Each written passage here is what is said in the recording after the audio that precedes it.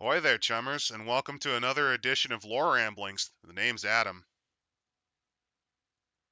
I'm Imsit, and with us today is uh street name tech priest, uh technomancer extraordinaire. Welcome to the sixth world, Chum. Ares Macro Technology would like to know your location. Somewhere in the Redmond Barrens, the place with all the ghouls. Ah, Glow City. Never mind. Not worth it. Not worth it. Yeah, welcome to Shadowrun. The edition that we're going to take a look at in particular is 5th edition, which is... I think the title of that I used for the stream, Maclunkey, works pretty well for it. The thing about 5th edition is that when 5th edition came out, there was a ton of scum about it. And I do mean ton of scum. No, I no, remember that was this. when 4th edition came out. No, 4th edition had scub, but like the 4th to 5th jump was a huge scub fest. There's a variety of reasons for that. Like the whole thing between 3rd and 4th edition is that you could generally agree that the mechanics were still sound. Like there wasn't any like monumental changes. The main difference was in how the weight versus the new guys because, well, 4th edition introduced Crash 2.0, which introduced Technomancy, which made... Well, no, Technomancy was already a thing. It's just that the thing about Crash 2.0 is that Crash 2.0 allowed the writers to do something which the genre of cyberpunk really hadn't gone super into which is wireless. Because back in like 2008, I think is when 4th edition released. The start of the wireless networking revolution really was happening. And the writers were right there, able to see it, and decided that, if computers in the real world are getting smaller to the point where you can fit them in the pocket, cyber decks are kind of going to become obsolete. Instead, people are going to run around with smaller equipment, and companies are going to use wireless because it's more convenient for them. They're still going to have hardwired networks and air gap stuff and all that. There's still reasons for your hacker to go and get connected. But most of your pans and grids would be wireless because it's just easier. It's more convenient. It's easier. You could just slap some ice on it to guard it. Yeah. But we're changing what I used to be able to do, so I don't like it anymore. It seriously changes how the Matrix ran, which pissed off a lot of grogs. It also meant that theoretically you could have a hacker that wasn't in the same building as you doing stuff as long as you could get them a connection. Which, to be fair, I mean, that was is a great way to did. Yeah, it's like that's sort of what the rigger does anyway. Kind of already did that, yeah. Yeah, it's basically what the rigger does anyway, and honestly, if you're just like, I need an NPC hacker because none of my players wants to do that sort of shit. Because let me tell you, you have to... I will say this, Shadowrun handles hacking and decking a lot better than net running was ever done in Cyberpunk. It still is not very good. It's still bad. It's still quite bad because it's going to be a mostly decker session.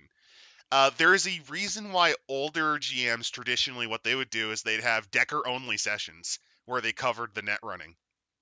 Right. They literally stop the run in mid-run, and they're like, okay, the decker is getting in, and that's where we'll end it. And then they grab the decker player and play them for the next hour or two, going through the network. And then they cut back, okay, the decker died. It'll either cut back, the decker screams, blood bubbling out of their nose, steaming as they froth on the mouth on the floor, dead. Or alternatively, he just says, I'm in. I'm in. Yeah. The start for Shadowrun, we've covered the history of Shadowrun somewhat before. A little bit. Basically, first edition was kind of the, first edition did real decently in the 80s. Second improved upon it. Third did it even more, but it also became quite clunky because they've added a lot by then. Fourth was an attempt to simplify back down. Pretty solid rule set, a lot easier to get into. And then fifth, it essentially tried to kind of swing back a little bit to appeal to those that were more annoyed by the change from third to fourth. Well, a lot of it's also the fluff change. a Oh, lot God, of yeah. people were like the Matrix being wireless ruins a lot of the appeal of Shadowrun, and I disagree with that I personally. completely disagree with that. But there's a lot of people that were like insistent because that's a classic trope of cyberpunk fiction is that cyber deck, and they want their cyber deck you just put a fucking wireless thing on it. Like you literally can literally. just slot it. But it's not the same. The whole point of a cyber deck is it's modifiable. You, the cool hacker man, either get your parts off of the net, know a guy, or you built it yourself. You just slap in a little fucking Wi-Fi signal. That's it. Right. That's it. That's all you Little had to do. RFID chip, and there you go. Your deck, your flash fucking whiz deck, is now wireless. Oh Right. no. But I needed They, to be wired. Yeah, cool. And guess what?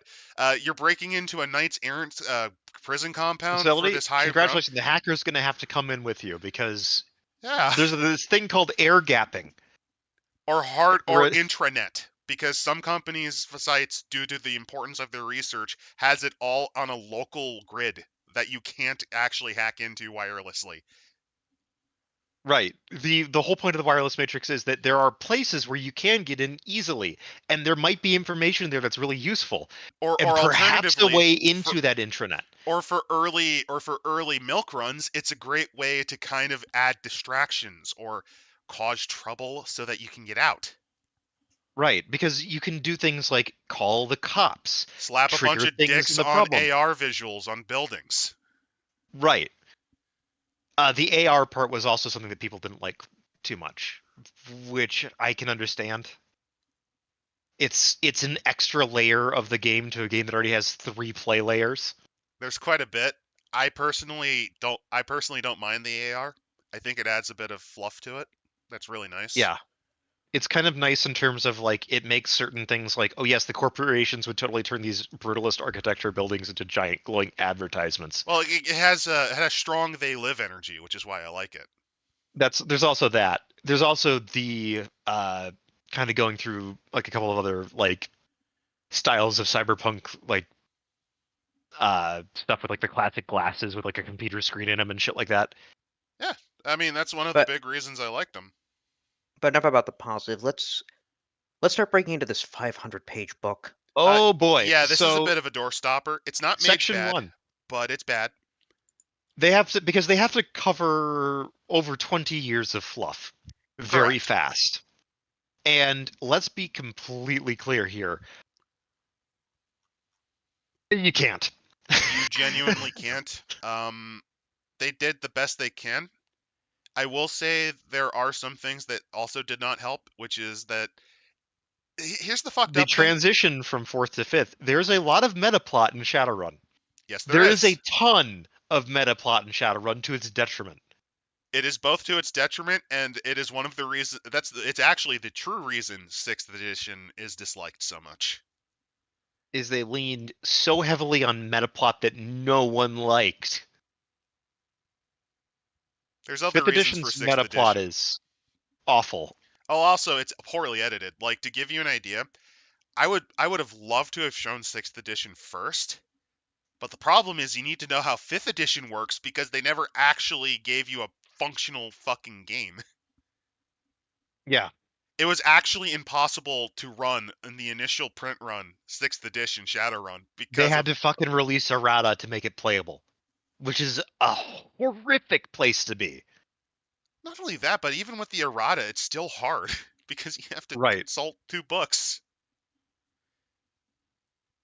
And you know how I am about 2 books being your core. Right. It's usually not a good time. I do have to mention that they go over with like magic playing with your like all these concepts they go in, like magic paying with your mind, megacorps paying with yourself, wares paying with your soul, and shadows paying with your blood. Yep. Let me go to section 1. I was just showing off the very long table of contents we have. So we're skipping future dystopia.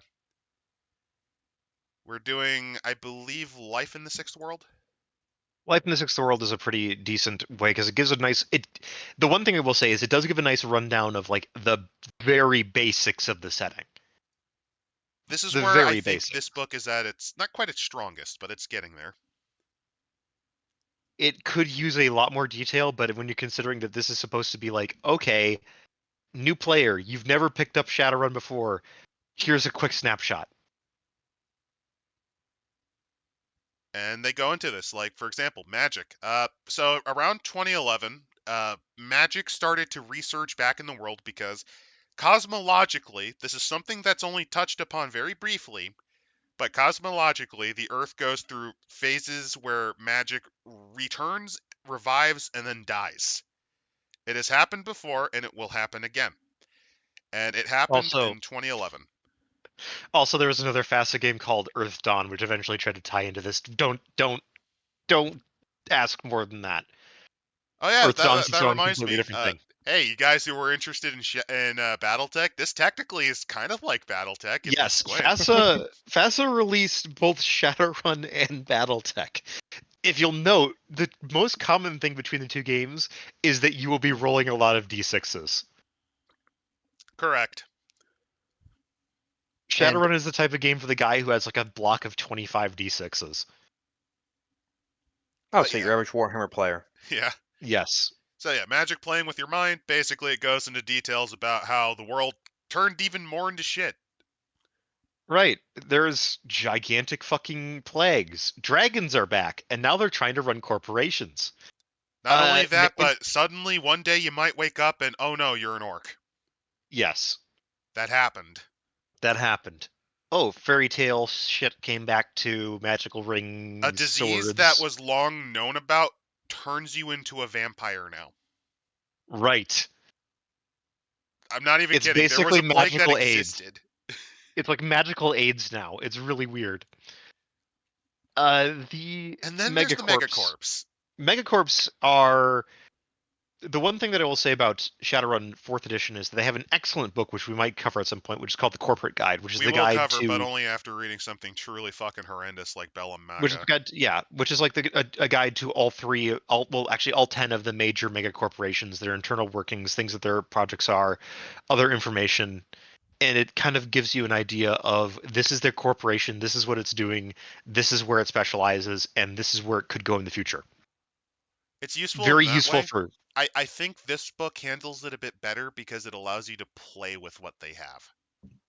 yeah, this doesn't go into as much detail. I think it actually in a way is more effective though, because what they really highlight in this section here, and here is just a nice shot of Seattle, which you see the Az Technology Pyramid. In earlier editions, that used to be the Renraku Pyramid, the Arcology.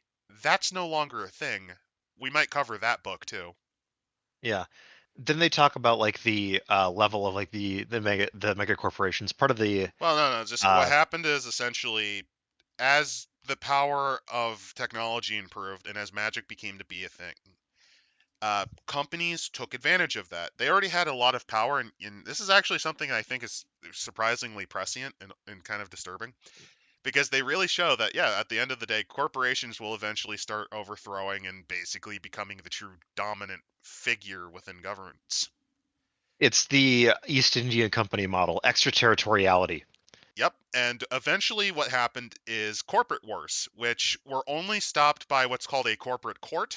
Essentially, the top 10 corporations can't really directly go to war because what this book explains really well is the size of these things.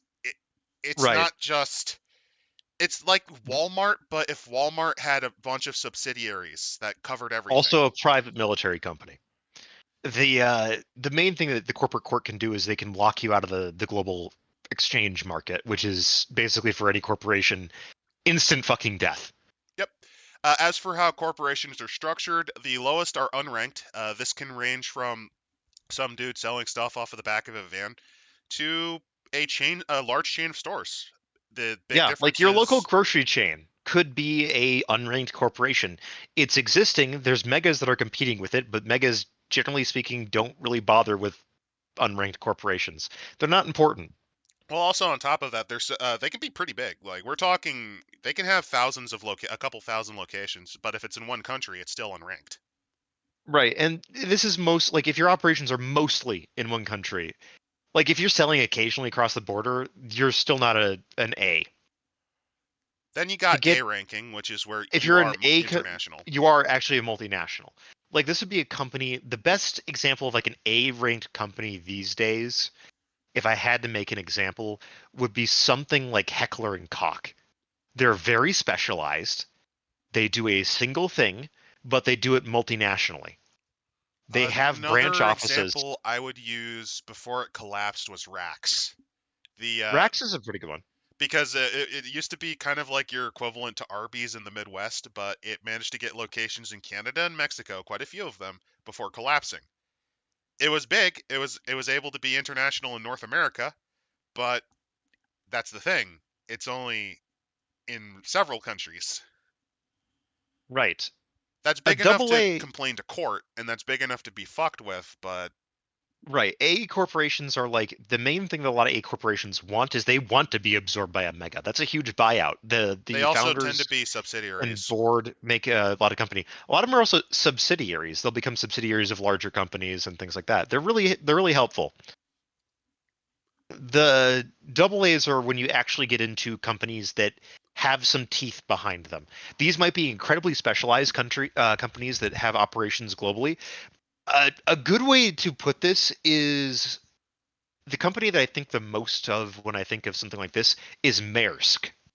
And and Maersk and Shadowrun is also a double A. Maersk is one of the largest shipping corporations globally.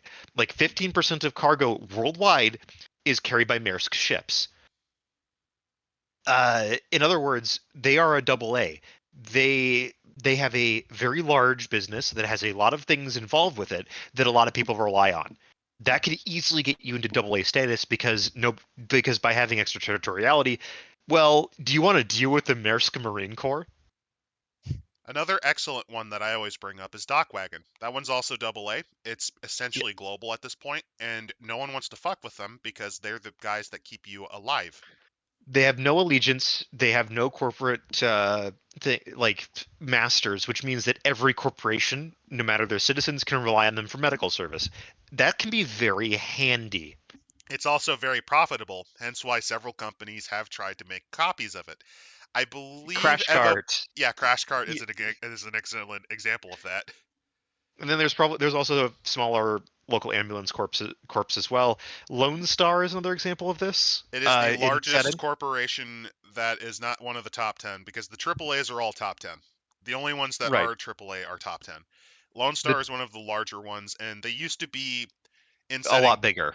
Well, they used to be the policing. Cop, yeah, the Cop Corp. Like almost every major city had a contract with Lone Star. That's kind of died out in the meta plot. I do like the change in fourth, though a lot of people complain about it, where it's like, well, Lone Star lost the contract for Seattle, and now it's Ares muscling in, where it's like they're like, well, it's different and it's changed. And it's like, well, yes, because consider the last 2 decades in Seattle Yeah. in setting, they would be losing that contract. Also, one of the big reasons that it changed is because of the perception on cops somewhat changing, and that they A have become a bit more militarized, and B, Lone Star at the end of the day was kind of based on more of your 90s cops and 80s cops and the corrupt sheriff kind of guy. Yeah, Fifth sort of brought them back as like there's now a Lone Star subsidiary that it's weird. Uh, There's I'm not a other huge fan of security it. firms. One of my favorite ones because they're such a meme is Hardcore. Hard Corpse is great. There's an entire book that covers like the various corporate security stuff. It's very interesting to look into like, okay, so what does it take to run a corporate security company? And a lot of these companies don't have extraterritoriality, these smaller ones. So they're working within the confines of other national and multinational entities. So, for And that's one example, of the you might fun things be you can do is if you're doing a Shadowrun city, or if you're not, like, let's say you're using either Seattle, which is the go-to usually, but you can, or you want to do another one, you could go, okay, what type of security do they got, and you got to figure out, because who's willing to pay for the best stuff, who can pay for the best stuff, who would like want the to. local, like let me put it like this: the local area is going to be served by your rent-a-corp cops. This is your general like uh Hardcore is actually an example of this. Their main specialty is to do budget, essentially guarding on the budget. budget security. Yes, And it's a good niche because there's a lot of places where you don't need that knight errant fire team to be defending it Like, you're not 24/7. going to be You just guarding need some fucking Bill. strip mall that's on the other side of a stuffer shack in fucking Bohopekin, Missouri. Right. There's not enough money in that for a big multinational to pay much attention, but that's a perfect niche for a smaller company like Hardcore to fill. And And these might hardcore be is some of the huge. It's just the whole point is low budget, they're low cheap. funding. Low funding, They're low training. trading. Low training, It's low trading equipment. low Which leads to equipment, low contracts, which which means that they're not going to get out of that niche anytime soon. they're basically mall cops, but even less trained and more willing to just randomly fire. Stop and I'll shoot. Wait, don't you mean or? Yes. No. Stop or we'll shoot. We're No, not very stop good with and these we'll guns, and shoot. there's this shitty manga panel where it's like, please stop resisting, or please stop. We don't know how to use these guns, and we're afraid we'll accidentally shoot you.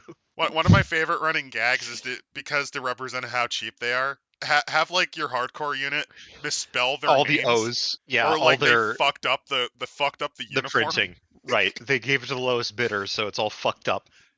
One of But their right, shirts falls apart. but this leads to the next part of what makes Shadowrun a The discipline degree, top and also 10, Cyberpunk. oh, the wares.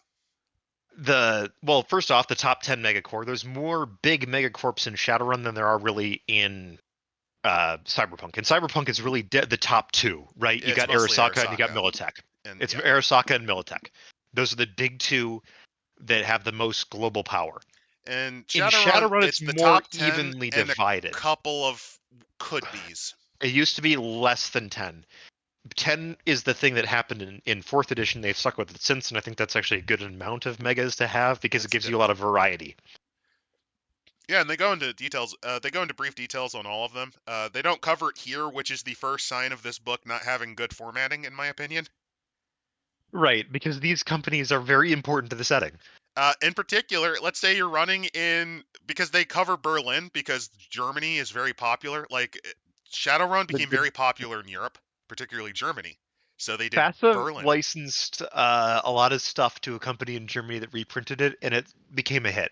Also, on top of that, the best Shadowrun wiki is in German. So if you need information, you have to go to the German one. Right, but if we continue on, so they go and they talk about like where to run, and last but not least, where's playing with your soul. If you've played Cyberpunk, this would be your humanity score. In this one, it's literally essence. It's your soul. Template. It's your actual soul. So the more wear you put on it, the more your body goes away from this ideal template, and the worse it gets for you. Until eventually you reach Zippo. You reach and zero, and you die. You don't necessarily become crazy. You just die. You're more mentally unstable, though. 5th edition actually starts to cap out your of social skills based on how much wear you have, which is a change that people were scubby about. I think it's a neat touch, but the problem is, and this is if you actually go to 2nd edition, because there's a great book about that. It details this is where cybermancy comes from. This is actually where the whole concept comes from. It details that, but the whole point of that book is you can use this mechanic if you want. If you do not, you don't have to. This is just some of the things that lowering your essence could lead to. In this case, it literally leads to you being less personable, which is sort of a miss. Yeah, I don't mind it. I kind of get it because I like the cyber technology, the cybermancy book, but the problem is you're forcing everyone to take that, which is crap. Well, it's also that the other thing is that like there's no really regaining your soul. Once it's gone, it's gone. And there's plenty of things that No. What happens is, so when you're born, your essence is basically your spiritual body. And what happens is, if you lose any part of it, if you're willingly sacrificing parts of it, it's not just, oh, I took away a section of it. It's if I willingly sacrificed a part of my body to put something else in there, that's a problem. Accepting a prosthetic doesn't, like a basic prosthetic, doesn't lower your essence. Accepting a cybernetic does, because it's like overriding what was there. That's weird, because I could have swore that even like if you lost your legs, even like you still lose a little bit. You don't. Like, no. You can lose both your legs and still have perfectly fine essence as long as you're not shoving in cyberware. Basic prosthetics are not cyberware, Huh. which is part of the thing. The cyberware is not a like the prosthetics are still you still have phantom feelings about prosthetics and you still do about cyberware. The difference is like willingly becoming less human to get feeling back Yeah. is a good way to put The it. more this is explained, the more I'm like, it sounded cool in the Cybermancy book, but I'm glad they didn't force it on you. Right. Yeah, And that's to crap. some degree it's like there's a lot of arguments about essence. There's a lot. But there's plenty of things where it's like, well, I mean, going cybered mechanically, up sounds great mechanically. Why? What's the problem? Well, there's creatures that will drain your essence. there's other things too Uh, that can come into play. Like, let's say you want to play a mage. yeah, losing essence means you're losing maximum magical potential. Yep. It's their way of trying to balance the idea that you have the Razor Ninja Cyborg Magician Raptor. You can build stuff like that, but But you it's have to less than think it optimal. through. Like, Yeah, it's less than optimal most of the time. That being said, playing Jetstream Sam is very viable. the essence Which is barrier sounds incredibly jank. It's pretty hard to actually go low as hell. right, and to Like, a you have to degree, try. You kind of have to yeah, try. you do have to try. Like you're talking full limb replacements. Making a Jetstream Sam is actually very viable, but arguably you could do it easier with magic. So it's one of those things where it's like, I disagree with that because it actually. Here's why. Cyberware is quicker. It's a lot quicker. That's one of the benefits of it. Magic is exponential, technically. yeah, but Like, you have to go through initiations to yeah, get more magic points. Meanwhile, out of the gate, I can say, okay, I have my standard 5.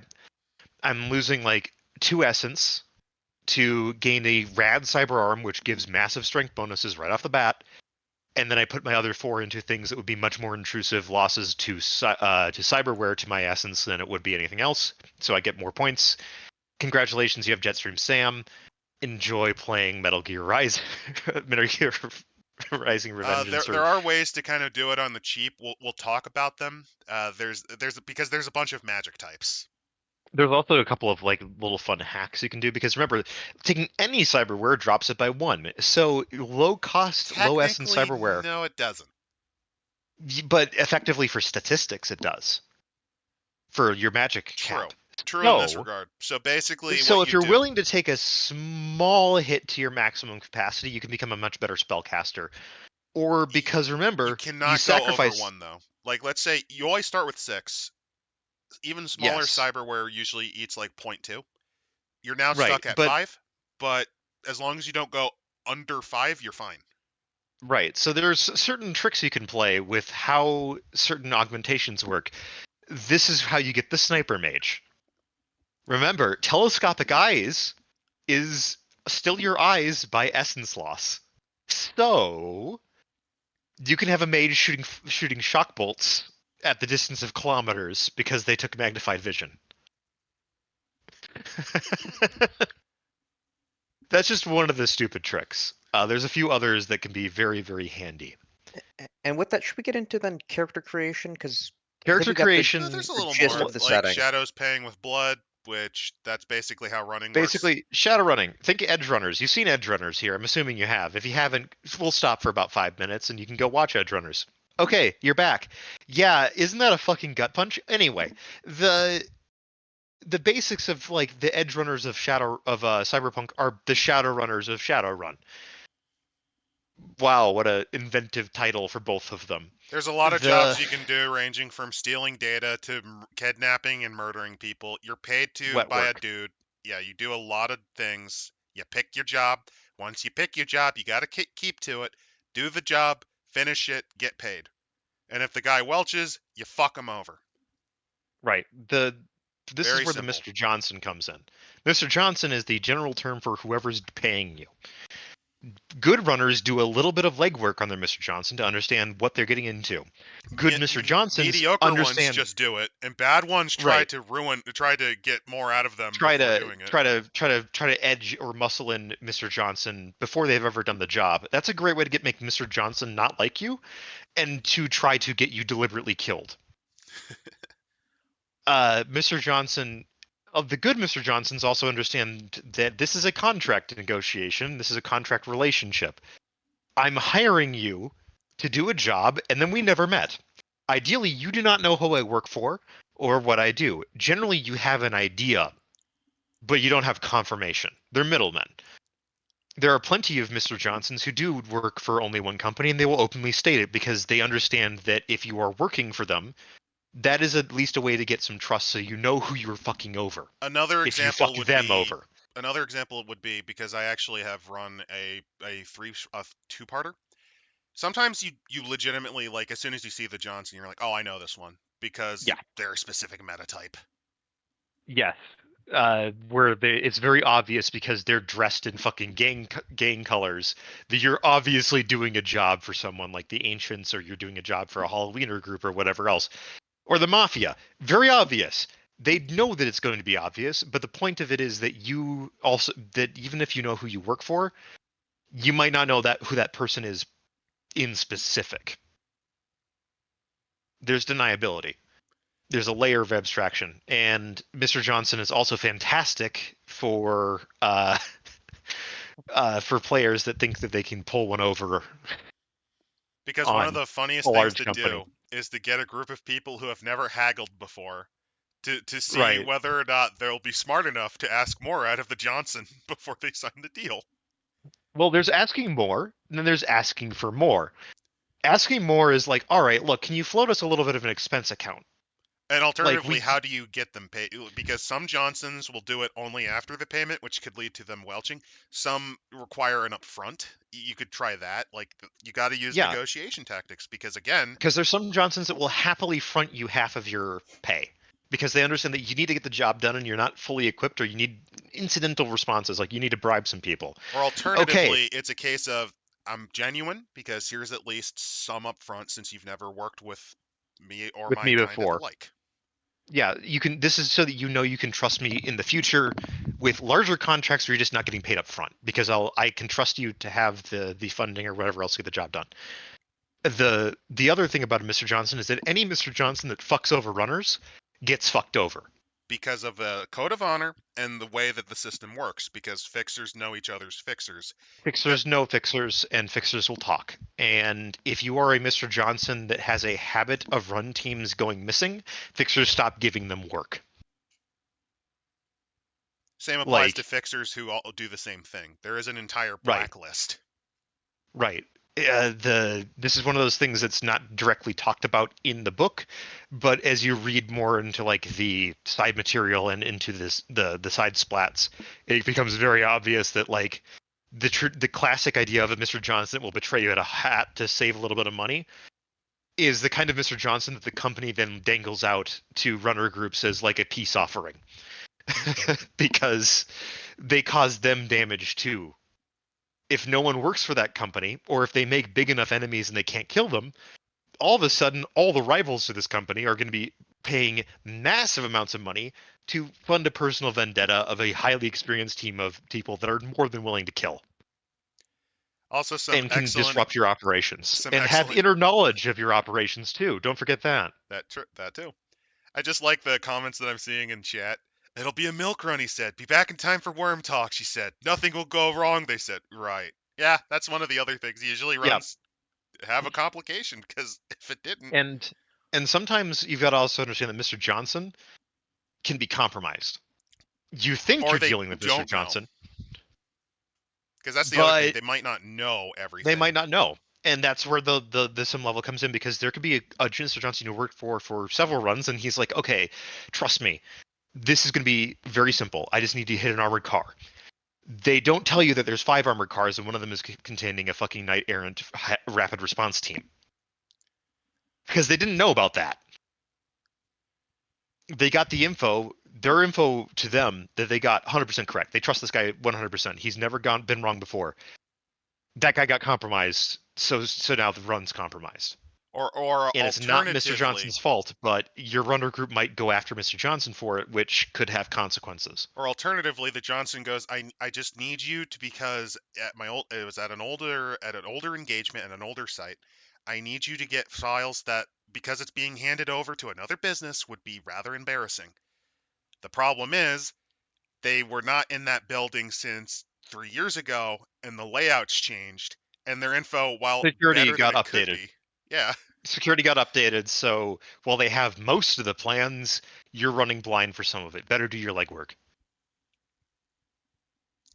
Shadowrun's a great game in terms of you will spend about 5 hours planning an operation that lasts 30 minutes. Yep. It's a real fun game because of that.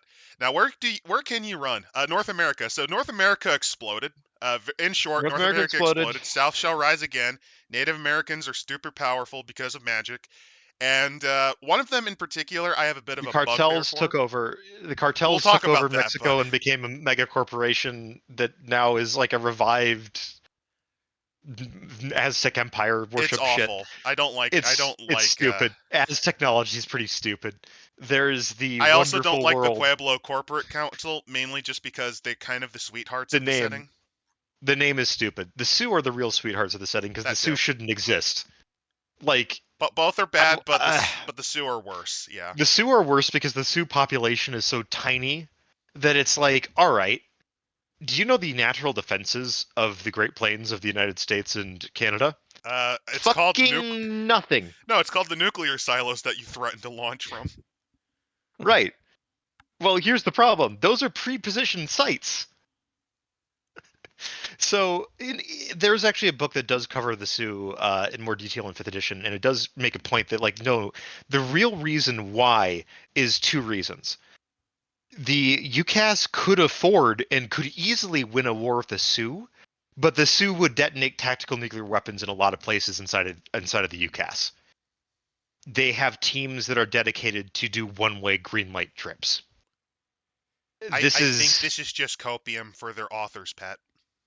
That's one of the reasons. This would not kill the UCAS. It's a good reason. But it would do a lot of damage and leave them vulnerable to other powers. See, it's a good reason. I just think it's a cope reason.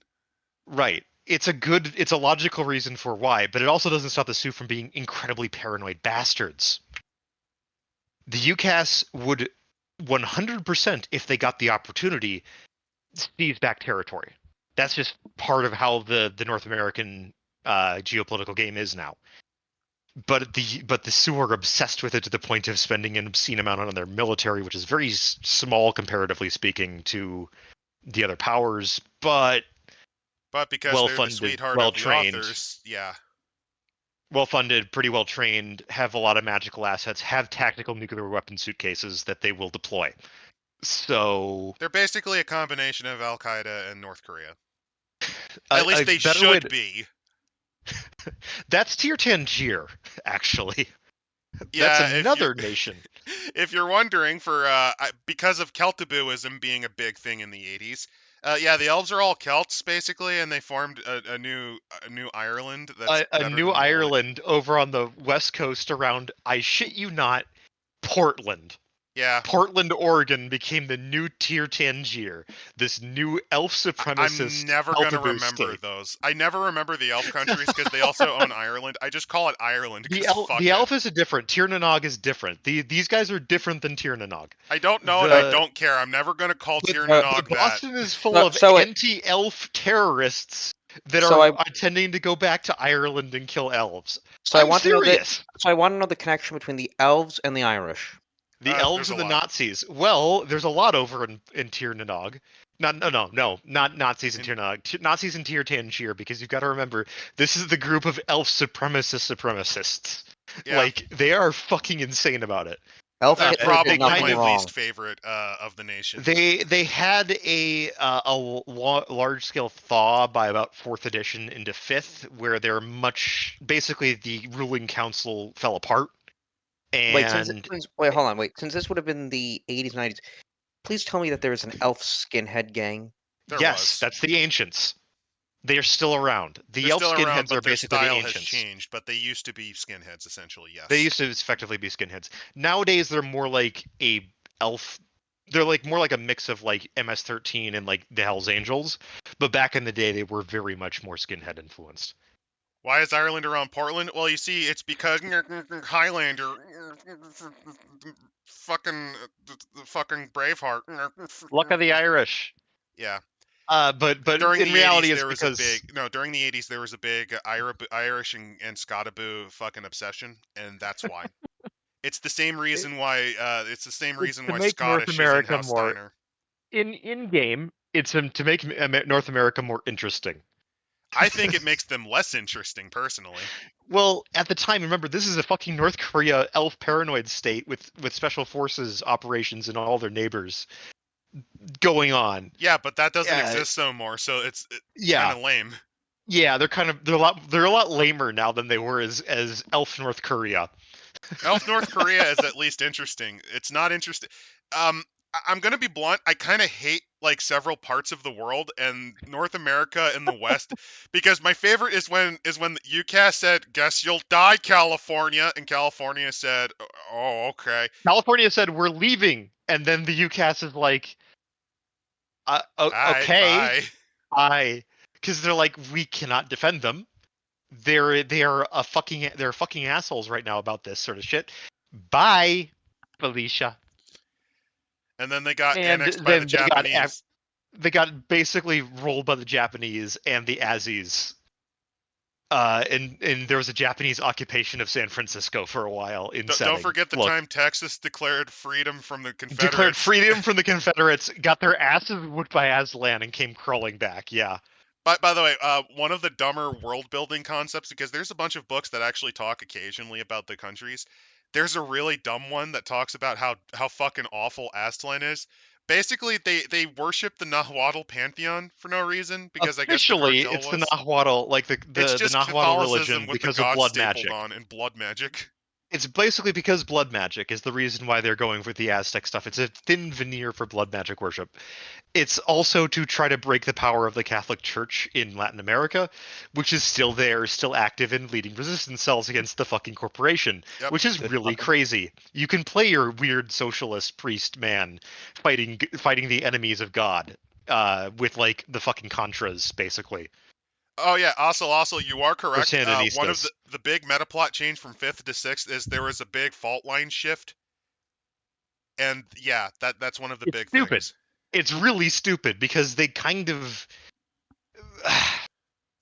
like the 4th to 5th had its events, which is like, okay, the grid is back. Grid's back. The Crash Matrix is no 2.0 longer is wireless. bad, and people didn't necessarily like it, but it also introduced a new mechanic, and it didn't ruin everything. Right. The grid coming back, you can take it or leave it. That there's a grid oversight division, also known as God, by the way, Yes. that is trying to hunt down hackers for Interpol is stupid.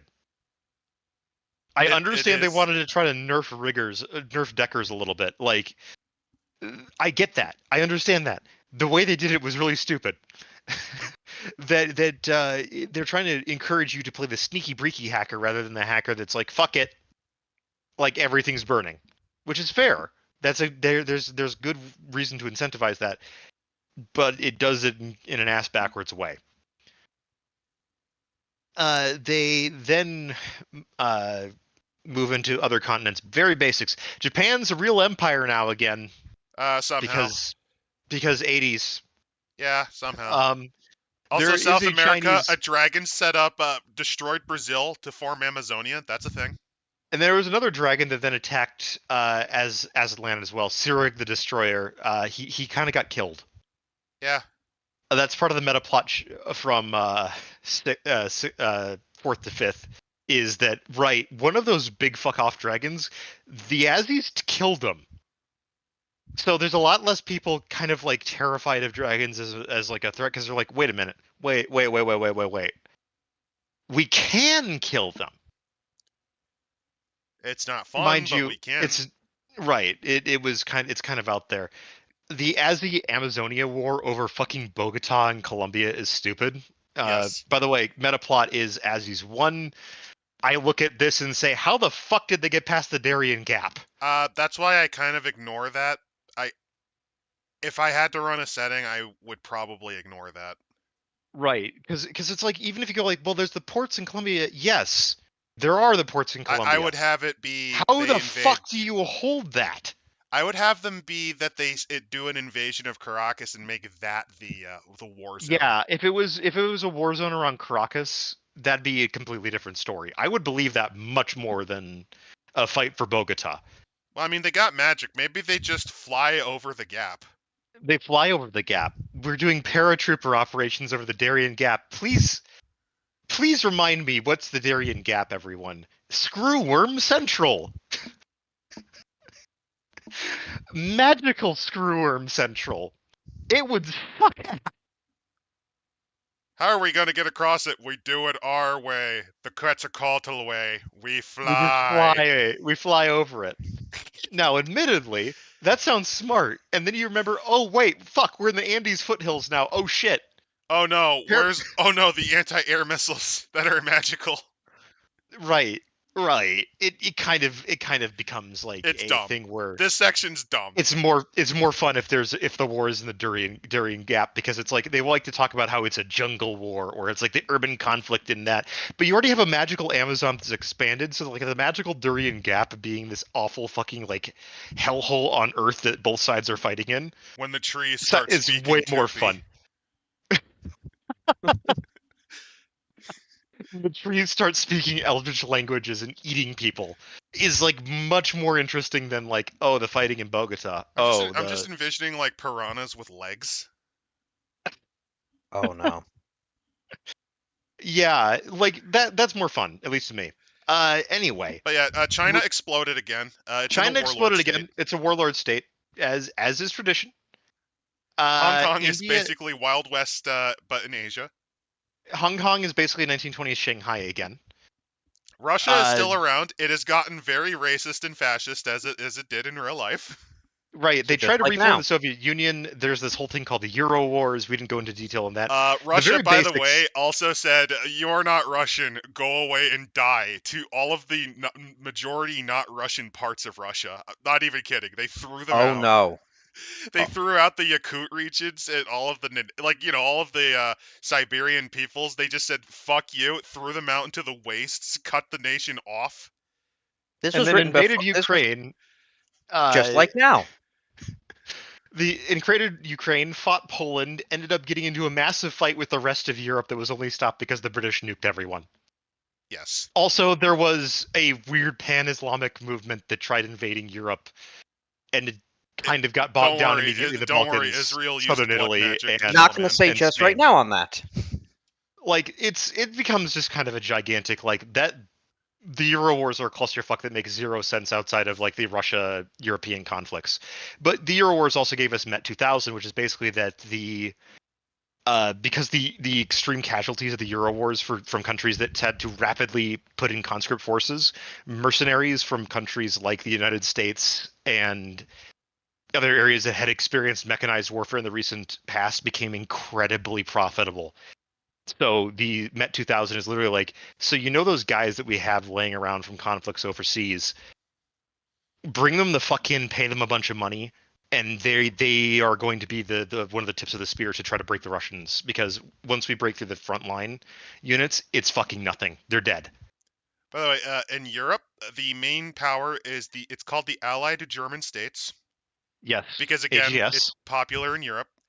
And because Germany basically refederalized again, they created a third constitution. So like, there's the independent troll republic there that's in the Black Forest. There's Berlin, which is like an anarchist nightmare. There is the West German stuff. There's some East German stuff going on in there. And on top of that, it's Bavaria all its own dystopian weird thing. Shithole state that's completely polluted. A lot of it's polluted because of the Euro Wars. Well, no, also Sater-Krupp. Let's be honest. Also, Sater-Krupp is less pollution heavy than the other megas, but Sater-Krupp is also ran by a goddamn dragon. Yes, it is. So he's kind of a big deal in Germany. And for the most part, he's benevolent, peaceful, not in his lane, vibing, moisturized, flourishing. And then when he gets angry, that's when things start burning around the planet. Because Saderkrupp has tendrils everywhere. Saderkrupp has operations in the Middle East, Africa, North America, Asia. Actually, quite a bit of investment in South America. What a shock. They also, fun fact, from what I recall, they are the guys that basically monitor and control the exchange rate of new yen. That Or- would be the corporate court. I could have Well, sworn. more Oh accurately, no, it's Zurich. the Zurich Yeah. orbital. The gnomes of Zurich is a real conspiracy theory, and Shadowrun saying the gnomes actually control the world monetary system. Oh, they beat the Jews out?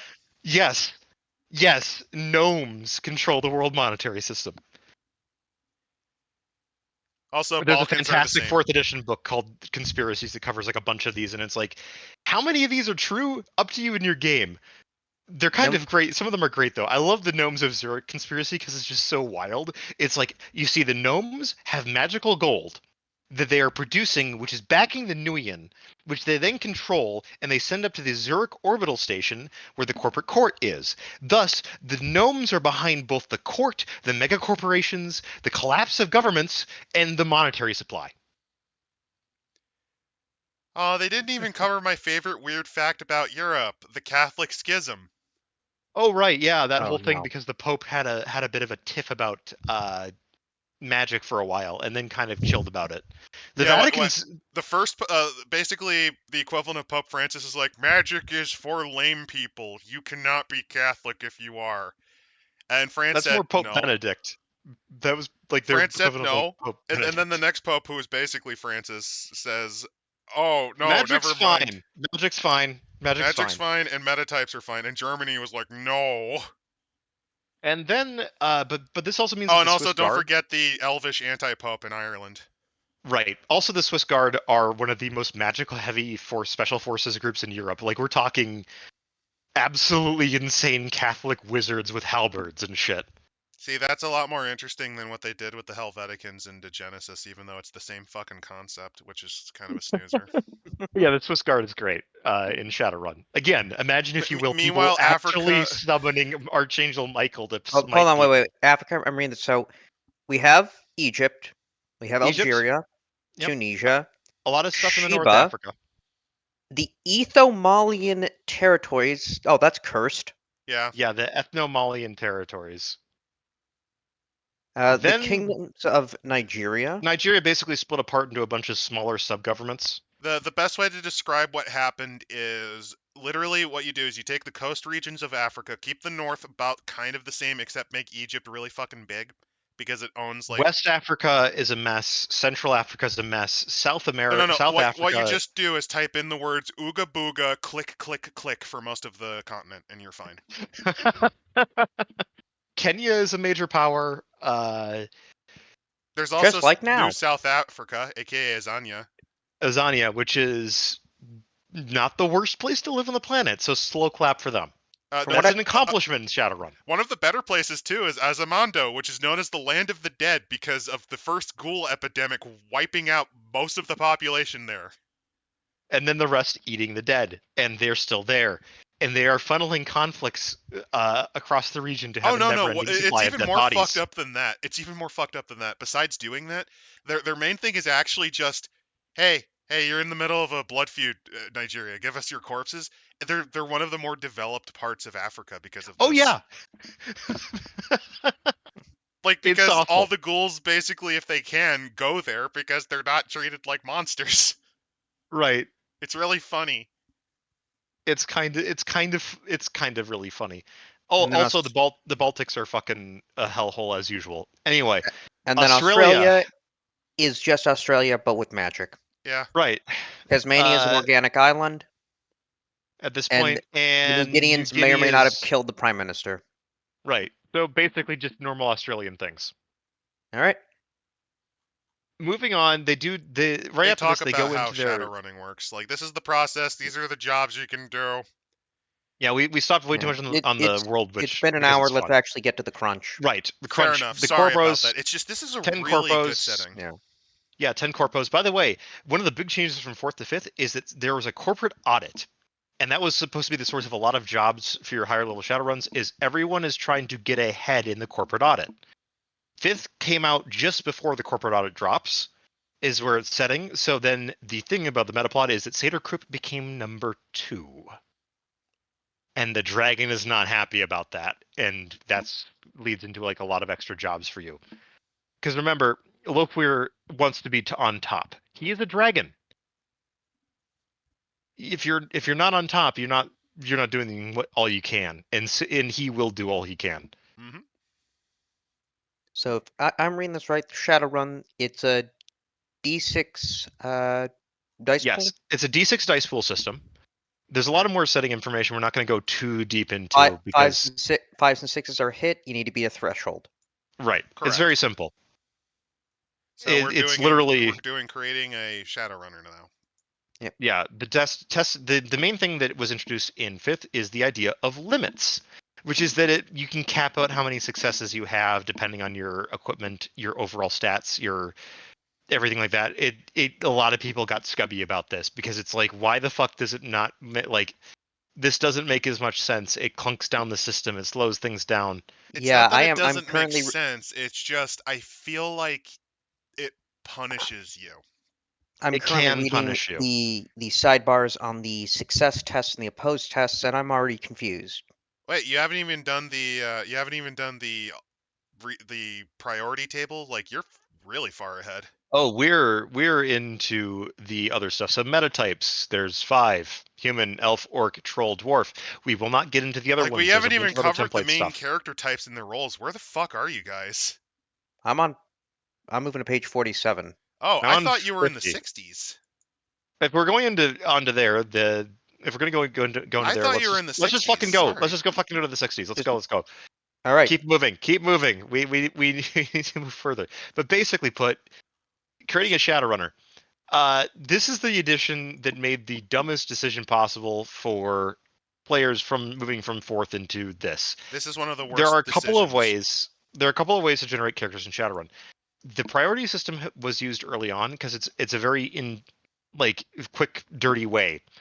There's a lot less specialization you can do, but you're making a lot of trade-offs. It's sort of like point buy attributes to a degree, or more like fixed array attributes that you select.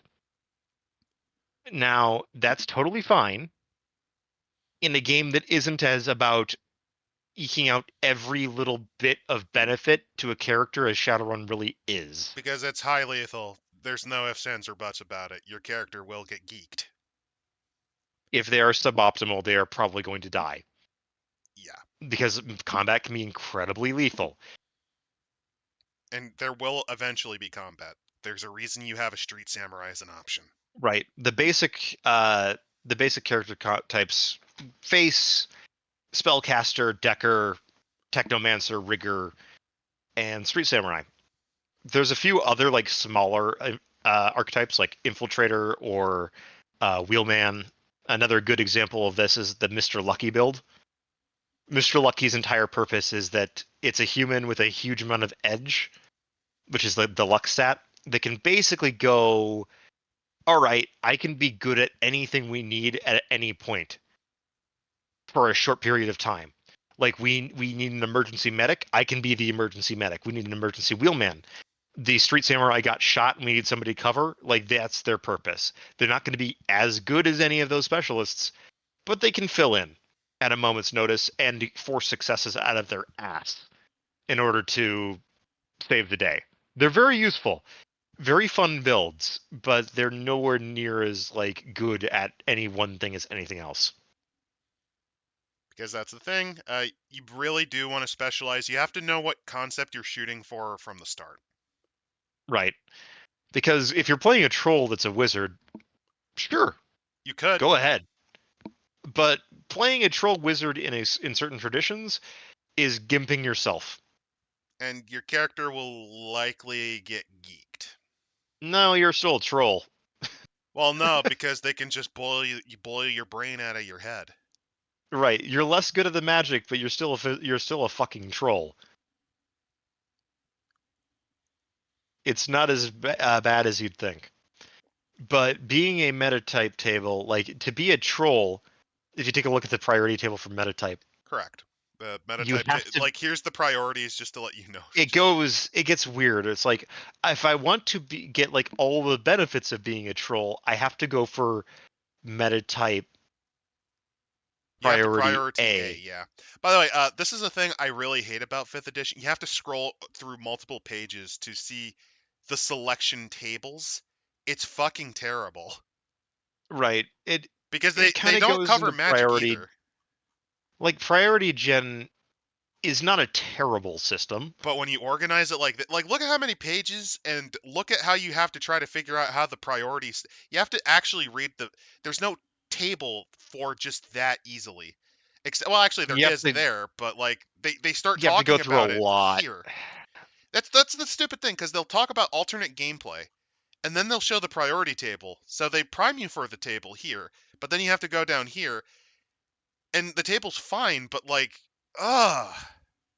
It's kind of a pain. It's a mild pain. It's not like horrible. It's just, I could have swore there was like other. Oh God. And then you have like the Other big breakups where they show the examples through charts, which eats up a page, which slows it even Yeah, more. Ugh. there's some formatting issues. Mind you, I do love Shadowrun's advantages and disadvantages system. It adds a lot of flavor to characters. It And can does. also be the shit can be min-maxed out of it. But it also leads to some of my favorite builds, which is like Mr. Lucky. Mr. Lucky 101 is take Hawkeye, ambidextrous, and then all of your lucky shit. Because that way you have better than normal. And quick reflexes, which is a thing from one of the side books. So basically, that means that you are effectively speaking just some normal guy who has incredibly good eyesight, is ambidextrous, insanely lucky, and also very quick reaction. So you can actually keep pace with most characters with wires or other The enhanced problem is reflexes. that to understand that, you first have to understand how the priority works. So, okay, let's go You with the can't really Mr. do Lucky it with build. you can't really do it with priority. Is the I problem? know, but let's go through to do this. What you would first have to do is you would have to first pick out whether or not you want You have to your be human 9 because that's the only way you're gonna fucking do that. so your priority for meta type will be A. That means you cannot have A in attributes, magic, skills, or resources. So ignore all of that Resources is there. the least valuable thing for Mr. Lucky, so that goes right to E. So we already figured out our E. Now what do we want our B, C, and D? And you have to do this, by the way, and it's a pain in the ass. Arguably, your B is your. Well, actually, no. Scratch that. Your E is your magic. You don't need magic. Okay, mundane So completely. So let's change that. Oh, now thankfully we haven't thought about these yet, so we haven't had to rejigger. E, then resources, and then it's really your choice between your attributes and your skill stuff for Mr. Lucky.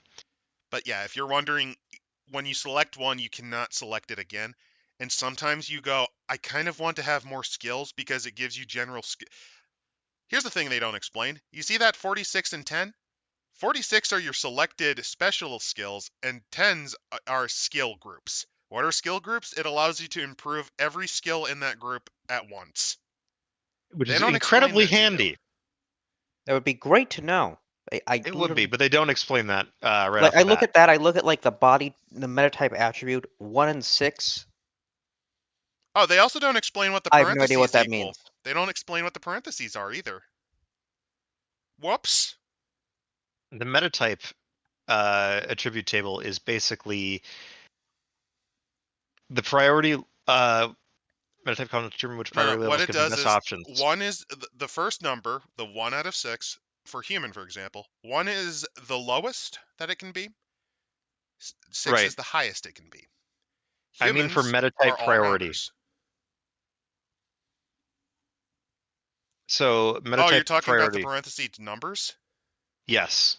Oh, yeah, they don't explain that either. Those are your special points that you can throw elsewhere. Special attribute points may only be allocated on special attributes. So basically, by saying human 9, well, human special attribute means that that's mostly going to edge. You're going to dump it mostly in edge. It's really funny. You can dump it entirely in edge, and then you could also take a little bit of like magic if you really wanted to. As far as I understand, how Uh, I think what you use it for is if you take cyberware. The because special what attributes are happens is, edge, magic, and resonance. If yeah, you have, make sure you select a row with plenty of special attribute points. you're gonna want. So Okay, so let me explain this because this is something that has occurred every time in the games I have run or played in with Shadowrun. I have had players make a character who dabbles a bit in magic, and they got fucked multiple times because they forgot that when magical, you take any tech, any it cyberware, it ruins knocks your it. magic. Yep. Because it does straight up. Like, let's say, oh, I'm rated at Magic 2. Well, no, you're rated Magic 1 because you took one essence. But I have a max magic of 5. Yeah, but it also ruins your magic right now. Yeah. So they have to buy it back up. Which, if Right. you don't have Now, those special points, you have to if burn you the don't have karma it for. high, yeah. If you don't have it high already, don't. It becomes a so it You can kind of attribute understand why I points. think this system is fucked. Just from here. Right. Actually, no. We wouldn't want to be.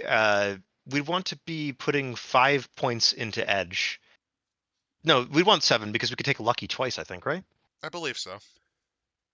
And this is where we get into the problem of priority gen. It can we're having to scroll all the way through. If it's like Yeah, lucky is because you'd 12 have to karma. scroll down all the way to your advantages. You'd have to scroll all Lucky the way increases it back to up. 8. So You'd have to that scroll all the way means down to advantages, scroll all the way back up, and then you have to scroll all the way back down to remember what other things you have to pick to make your Mr. Lucky build. Scroll all the way back up. And then you got to double check with how many skills you picked based on the priority. And to give you an idea on how far down the advantages are, okay, we were on page 66. Let me scroll all the way down to 10 pages down, and scroll all the way back up. yeah. Now that being said, Ugh. this is where we get into the fun part of Shadowrun builds. Because with the extra splat books in 5th edition, you can create some really crazy characters. Like the headshot only sniper build. That As one's in funny. you are mostly only accurate if you are declaring headshots. You get a bunch of bonuses to that. But if you are not declaring a headshot, you are an absolutely trash shot. Another really fun meme one, and this is I have played I have played a variation of this. A really fun one is Troll Fizzad, where you just Troll fizz ads are bullshit. Like, all right, so trolls are already like let's just go look at the meta table stuff. yep, So the stats that you want to know about for this are number 1, body, yep. and number 2, strength. Oh yeah, we should Trolls explain have what the those are. highest base in both. So if you're Strength wondering, is self-explanatory. yeah, Body is your toughness. Now, trolls also get a couple of extra advantages. They start with natural armor. it's only They +1, but it's also, still nice. it's still nice. They have thermographic vision, and they also have +1 reach. Downside is they pay more for their lifestyle Doubled. and for equipment, It's doubled. which is nasty, but not. But let's face it, you're making a combat brick. Oh no, their reaction scores are a little bit low. Their int is a little bit lower, and their charisma is terrible. And they may not move first in combat, which can be kind of all right. You're a fizzad. You can fix that You're also real still not fucking as quickly. crippled as a dwarf on reaction. Dwarves are the worst meta type overall, statistically speaking. You There can is still do a lot with them, but yeah. they are the thing about orcs. Orcs can at least do more. They're cheaper for what you get. You're not paying extra for that. You don't have a lifestyle cost difference. You can wear normal armor for everybody else. You lose a little bit in charisma, but you don't, and logic, but who gives a shit? You're probably playing, just play an int-based caster if you're doing that. Your strength is 3 baseline, and you have a body 4 baseline. So you're already tougher and stronger. Boom, you're already better off than most people. Elves are similar. Elves for ranged builds are fucking insane. Archer physical adept troll. Yeah, that is one way you can Yes. do it. Archer Fizzad trolls. The one I went with was a specialist in club, a club specialist that did something horrible like have 14 dice just to start with to hit you. Only 14. I You were being conservative, my dude. I forget where it should have been, but basically it's because of the strength being. It was only because I only had a strength of like 9 or 8 because I emphasized body for the soak. Right. That's the other thing. And the You can phys go. ed powers I picked were mostly for mobility purposes, like wall running. No. Oh god, that's actually a horrific troll. I'm not gonna lie, that's actually more terrifying. Because he basically could just kung fu run on walls sideways to fucking bash your brains in. To bonk you with the horny stick, yeah. His street name was Ugg. He hits with a stick. Simple man. I would have called him Cheems because he just wants to do one thing, which is bonk. Oh no. Ugg, he likes to hit with stick, and his other passion besides alcoholism is watching the Gorilla Channel. He is a simple man.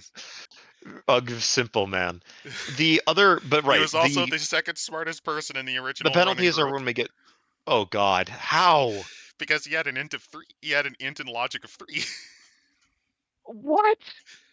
Oh my god, what did I? I had a dude. One of the dudes legitimately had a logic of 1. I'm actually impressed. Our infiltrator had a logic of 1. Right. Anyway, so the karma bonuses, your negative qualities, range from addiction to behavior stuff to gremlins, Oh dependence. yeah, if you're wondering, magic is here, but yeah, here we go. Qualities. There's a bunch of them. Some of them are really nice. Yes, some of them are like just gimmies. Distinctive style, I would argue, is one of them. It's literally like, oh, I am just going to be more easy to remember. Addiction's fun because you could specialize how bad your addiction is. Same with allergy. Because here's another weird meta plot thing people forget. During the 2020s, there was a wave of allergy-based deaths due to like some weird fucking plague. Right. The other bit with that is that you can have an incredibly lethal allergy to something very uncommon, which is kind of funny because it's just sort of asking the GM to figure out an excuse to get that to you. Oh no, how did you know I was lethally allergic to ginger maple oatmeal? Right. I knew we shouldn't have gone to that I am stuffer shack we robbed. horrifically allergic to gold. It will kill me if I touch it. I am horrifically allergic to not gold, iridium. Right.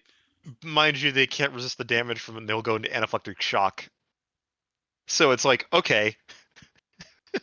Another fun one is Code of Honor, which basically Code you of have Honor to is do good, a which is dictate. like behavior codes. Another good one is actually, at least in terms of like flavor, is stuff like Elf Poser. The posers are fun. The posers are fun. You're a human or other like human like metatype that is posing as like a different one. I'm just envisioning a troll elf poser, and It's really fucking hilarious. basically like wearing blackface. Yeah. Like it There's also the some orc of it. poser. Orc poser is pretty bad too. Like It's basically because of how orcs are treated. This is actually where the orcs or black people come from, because traditionally that's where the racism angle is usually played with orcs. right, because This would be everyone your wants to be equivalent an of a elf. wigger. Yeah, everyone wants to be an elf. No one really wants to be an orc. So yeah. But the best part about that one is you can buy off the quality by basically, I love this. Orc posers are an embarrassment to many orcs, but some tolerate, if not appreciate, the compliment behind the effort. By This the way, means that another orc fun who one. discovers the character's secret may either become very hostile towards them or be willing to let the character join the family provided he passes an appropriate hazing ritual. By the way, Prejudice, this one was fun because in This the one's great. two-parter I ran, I had a humanist supporter and then an old-fashioned racist. Right. So our poor elf rigger, who is a Japanese elf, was hit by both sides of the racism. And by the way, this can be literally just being prejudiced against magicians gives you 3 karma. Yeah. Being like, I don't like magicians that much gets you you just get a 2 dice I modifier never per liked level. shapeshifters. They're animals that think they's people. Right, and that's 3 karma for basically free for something that will never come up. Now, the real fun is if you do metagroup with absolutely radical. I had an outspoken racial ethnicity racist, and then a Oh, that's only radical, stuff in karma. and then I had the radical common target group, all metahumans but humans. Oh, there you go. So I There's had the a fun. racism off between two. You had on a scale of Hitler, on I had a scale of 7 and a Hitler's. 10. Yeah, basically. And they kept arguing in the middle of busy nightclubs. Right. Other My good favorite qualities was when are they almost sinner. started a race riot in an orc bar. Yeah, other good quality, sinners. Sinners are great because having a sin is very useful. It's also very easy to, if your GM is like this, as an intelligent, a way for the group to get absolutely fucked over. So, okay, just short for those who are not familiar with the setting. An SIN is like a social security number, only it's the biblical "you have been marked by the beast" credit card chip in your body and brain, where they have You don't your actually have everything. it on you. No, sins are different. It's your A sin biometric readings. is your biometric readings, like all of your biometric readings. It is your it's a genetic sample, fingerprints, retinal scans, Essence the whole scan, nine I think. yards. Sins are required for a lot of legal purchases. Basically, they're required by law to be broadcast, as in like you have your registration number. Mm-hmm. There are a couple of kinds of sins, which can range from national sin, which is pretty typical. Most not so a lot of runners like to burn these specifically so they can't be tracked that way, because you can be tracked. It's very easy to track based on your signals, and But you basically have to have a sin. National sins are nice. Like, it's a penalty because if a rival it's a or way to someone be you tracked. yes, but it's a way to also guarantee that you don't have to worry about that identity being burned Like in the short run. you have to pay taxes, but you basically need it for any form of military curse. So if you're ex-military, easy 5 karma Mm-hmm. right there. Street samurai usually have a national sin just for that. It gives them free karma. It's free karma and it's good backstory. I was in the Marines, exactly. I fought in the peacekeeping missions on the borders of the Azania Rhodesian wastes. Yeah, that sort of shit. Go for it. Corporate limited is Oh, like no. criminal Then sins there's are criminal. This one is criminal sins are sucky. Don't take criminal sins. Just don't. There's no benefit towards it. it's only You have to penalty. pay. Yeah, it's literally you're paying taxes anyway. You have restrictions in basically everything you do, And everyone treats and you like you're diseased, like you're a ghoul. basically like if you are involved with anything remotely criminal, which if you're a Shadowrunner you will be, the cops are on your ass really quickly. This is not worth 10 karma. Corporate Corporate limited sins limited are actually better than a criminal one. because it does draw the interest of other corporations or your own corporation, perhaps, which isn't good, but the damages are less of an issue. You And have on to pay top more of that, you get taxes. Oh benefits. boy, like you have to pay more taxes. Oh, that's terrible. You're It paying into the gives you mega nice corporation. access, Well, though. the thing is that you are still a member of a mega corporation. Low ranking, but hey, Hey, if you need, like, let's say, oh yeah, I have a corporate low-ranking sin for Neonet. You could use those. You can use your time slamming at Neonet, on your work break, just using the grid to maybe find some details that you might need, or for legwork. they're useful. This is 15 karma. It can have some downsides, It but has some very strong downsides because the corporations will lock and know where you are sometimes, depending on how much trouble you cause. But yes. you get Now, some a benefits out of corporate it. born sin is where it goes into like, okay, no, this is actually a problem. This is that a corporate sin is like you are fully a member of the corporation. You are part of their actual corporate hierarchy. You are in their structure. You are someone who has an office space with a name tag on it, with a very specific career in that corporation that is highly detailed and highly valuable at the corporation's operations. If you are if you are a Shadowrunner somehow, you have pissed that fuck out of that corporation. Would be my best guess. No, And if you you aren't, can have this. Here's my silly idea for this. The fifth child of one of the larger double A's, who's just like, I want to do something, and the dad's like, okay, I'll let you bury yourself alive, kid. Go running. See how that turns out. and there's a lot of prejudices against them because runners as a whole hate mega corporations for a variety of reasons. But on the other side, you only have to pay 10% of your income as taxes. Is it worth 25 karma? No. God, no. I would say no. If it was worth 20, I'd be a little more like, maybe, but like, no, it's not worth it. No, you don't pay Criminal. it. You actually gain it. You don't gain like these are I know karma you're points. gaining like if you were gaining like 20 out of it, I would say maybe it's worth it because then it would be less bad, generally speaking. This is why like corporate limited is I consider a bargain because it's like you're paying 15 karma. You're getting not paying. You're getting paid 15 karma for basically just having a national sin plus. National Sin It's Plus. not as bad. I mean, you Criminal sin is really terrible, and criminal sin should be the 25. yeah. Spirit Uh, Bane's a fun one because you Spirit select the Bane's type fun. of spirit that doesn't like right, you. and can only be taken by magic users. It's a fun one. Uncouth is difficult. Uneducated, unsteady Uncouth hands. is difficult, but one of my favorite, the fixer that I had for my two-parter actually had that as their penalty. So he constantly would insult the runners. That's kind of great. His favorite insult was calling them little baby men, because eventually I just said, fuck it, he sounds like heavy now, because he's very Russian. All right. Then there's skills. There's a lot of skills in this game because it's an RPG made originally in the 1980s. It's a FASA RPG. What do you expect? What do you expect? There's a lot of skills. There's a lot of skill groups related to Here's attributes. the skill groups, by the way. Yeah. And then you spend your resources and on here's all of the individual karma. skills. Have fun. We're not going to go all over that because screw that. Buy karma, then you get some extra karma at the end for modifications. Make your Spend final your calculations resources. for everything. And lifestyle, which you have to worry about. Lifestyle's a thing. Yes, if you're anything other than low, you're probably going to end up in some trouble. Yep. If you're anything higher than low, you'll probably end up in trouble.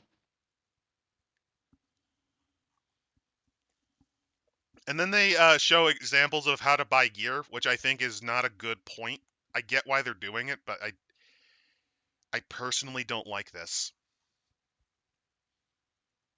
It could be worse. I see your character creation checklist.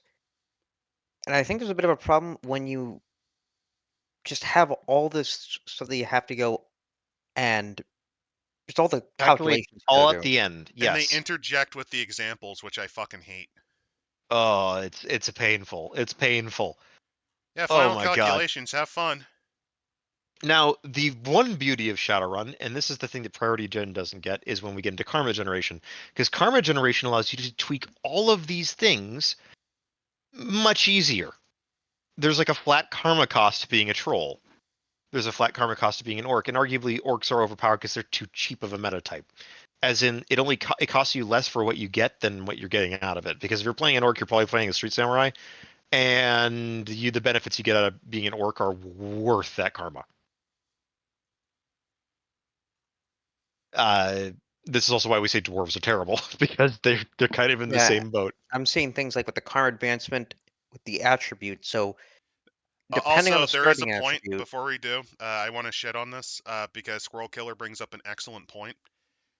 When giving the examples, the tables actually do not help at all. They do not. Because they assume you already intrinsically know how the system works when they give it to you. And they don't. So. By the way, then they have their wonderful character archetypes, which are slightly off, I think, if you do the math. We'll cover that, but yeah, you mentioned advancements. Yeah. Advancements are pretty nuts. the fact that your get some starting rating changes the amount you can advance. I just feel the it's a amount bit you pay off. to advance. Yes. Well, on that, but also like if I'm looking at this, so if you have a starting rating of 1, can you go to 8? No, because you have a limit usually of increase it by 5. So like getting to 7 is very tricky, but you can with exceptional attribute. That's why it's in there. In general though, like it's cheaper for you to go to have a high stat at the start than it is for you to buy that stat up later. Wait, their system is so jank they fucked up on their example sheets. I wouldn't be surprised if there was an error in calculation. Oh yeah, this is jank as fuck. Like Shadowrun is a fun kind of jank. Shadowrun is the fun kind of jank because you can do some incredibly broken shit, and the system sort of encourages you to figure that out. And to have some fun with it, because some of these characters are going to be, because of your combination of attributes and qualities and everything, inherently kind of ridiculous. For example, besides Ugg, I have made backup characters like Blanc, who I've played essentially as the man of 1,000 voices and impressions, face in the style of Mel Blanc, the voice actor. And then, because I could, a mage styled as an Ethiopian Orthodox Church priest named Papa Shengo. And that's a totally valid character in Shadowrun. He is a shaman that is fluffed as a priest, where he sees the spirits as essentially angels. There's also Christian theurgy, which literally does that. Different, doesn't use charisma though. I think it's a willpower and intuition drain pool.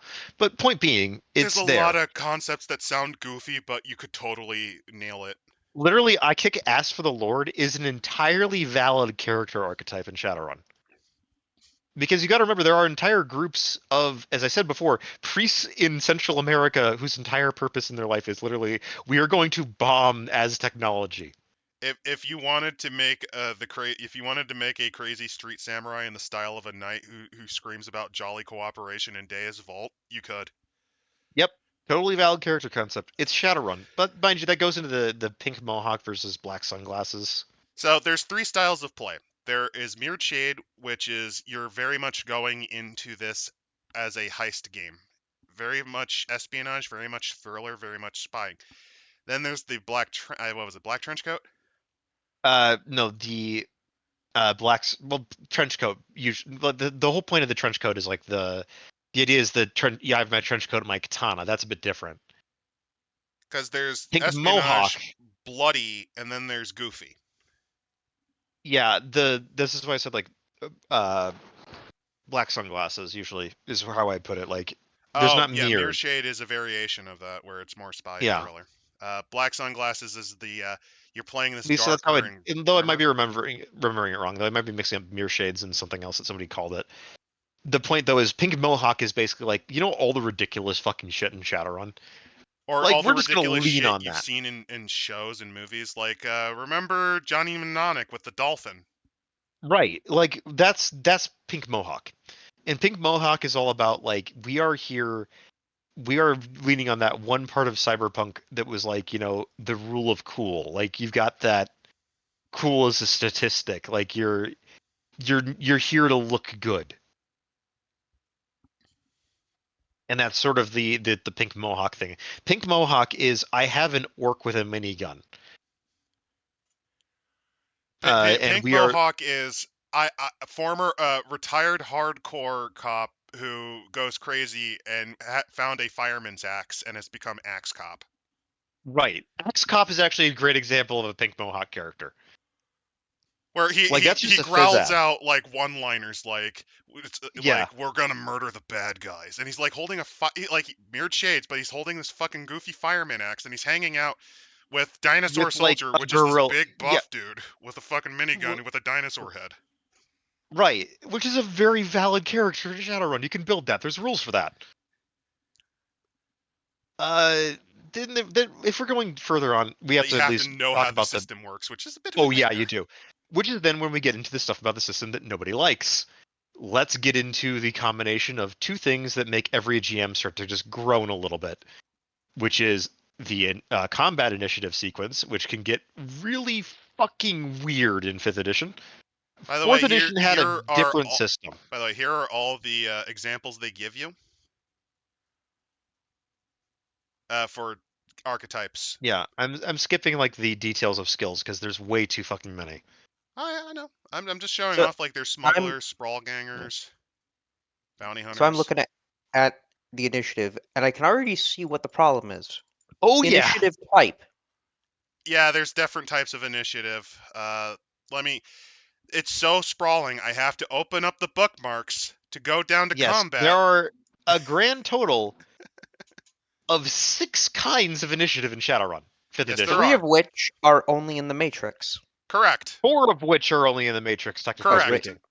Because rigging AR is technically in the Matrix. Here you go. Here's the initiative attributes that you need to have on hand at all It's a fucking derived. times. The initiative attribute is a derived attribute used to measure the speed, perceptiveness, and reaction rate of a combatant. See the initiative attribute chart to determine the initiative attributes for different types of combatants and their basic initiative die. So this is where, like I'm saying, the Mr. Lucky build with like quick reflexes comes in handy, is because instead of rolling 1d6, you roll 2d6. So by default, you're rolling at least 7, which puts you ahead of most other characters that do not have extra bonuses. Initiative passes are also every 5 rounds, so you get at least 2. Oh, and then apparently you can also just change initiative. Yes, you can, because Right. sometimes, like, a great example of this would be, oh no, things have gone to shit. The rigger was in the building to essentially serve as a second gun because they're an okay gunner. Oh fuck, yaks are coming in. Got a hot sim into my vehicle to fucking distract them. Right, and then that kills a lot of the way the stuff goes. But there are ways you can do with Edge to mess with initiative, and this is the other reason why I say Mr. Lucky builds are shockingly good at combat. Because Mr. Lucky can just say, "Oh, they're moving first? No, I am." Yeah. Or By the way, note like that changing initiative is something that will happen a lot. yes, because basically here's how it works. And this is still somewhat better than 4th editions. 4th editions was initiative passes, like as in you basically got 4 turns for every one, up to at least 4 turns for every one that someone else would. Does that sound really busted and broken and not fun? Yeah, it's Yep. not. Initiative passes sort of fix that, but also sort of don't. Initiative passes instead goes like, all right, we put up a big chart and everybody puts a number on it. And then we go down the list and we say, okay, after that's all done, we subtract 10 from everybody's numbers. If Anyone you've with hit anything 0, left over, you can do still another. gets to go gets another pass. Then once everybody's initiative is down to 0, next round. And you have to roll again. Yes. And you roll again. So it's not like I automatically just go 4 times every turn. There's variables, which is arguably a better system in terms of It's better, but it's a pain in the ass to track. it's a pain in the ass to actually track it. And it's still very breakable. Because as I mentioned, the Mr. Lucky build. Mr. Lucky can actually roll more dice than basically anyone else. In initiative, he just spends an edge. He gets 5. Mr. Lucky, as I said that Mr. Lucky before, that also stacks with his quick initiative bonus. So he's rolling 6 dice. He's Which is rolling more than anyone he's else rolling can. on par with the. Well, technically, no. You only roll up to X number of dice. Yes, but that's the thing about the quick reflexes. If I remember correctly, it's an extra 1d6 to your roll. Yeah. So, it doesn't stack with certain enhancements, but I think it does stack with Blitz. So that's why I'm saying you can roll 66 for your initiative, which is more than anyone else can. It might not, but even then, you're still moving on par with Astral, which is pretty good.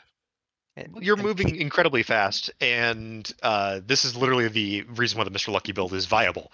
Is that Mr. Lucky can just say, I spend edge to do bullshit. Mr. Lucky, if you're wondering, can move about as fast as if you'd cold simmed into VR, which, as a rigger means you can just gun them down like 3 fucking times with your drones. Cold simmed into VR that's just Matrix Initiative, which is a completely different track and a completely different thing. That's for Matrix Combat, and the Astral one's for Astral Combat. So the ones that matter the most are the 1d6 ones, which is the rigger version because you're interacting with meat space, and the physical.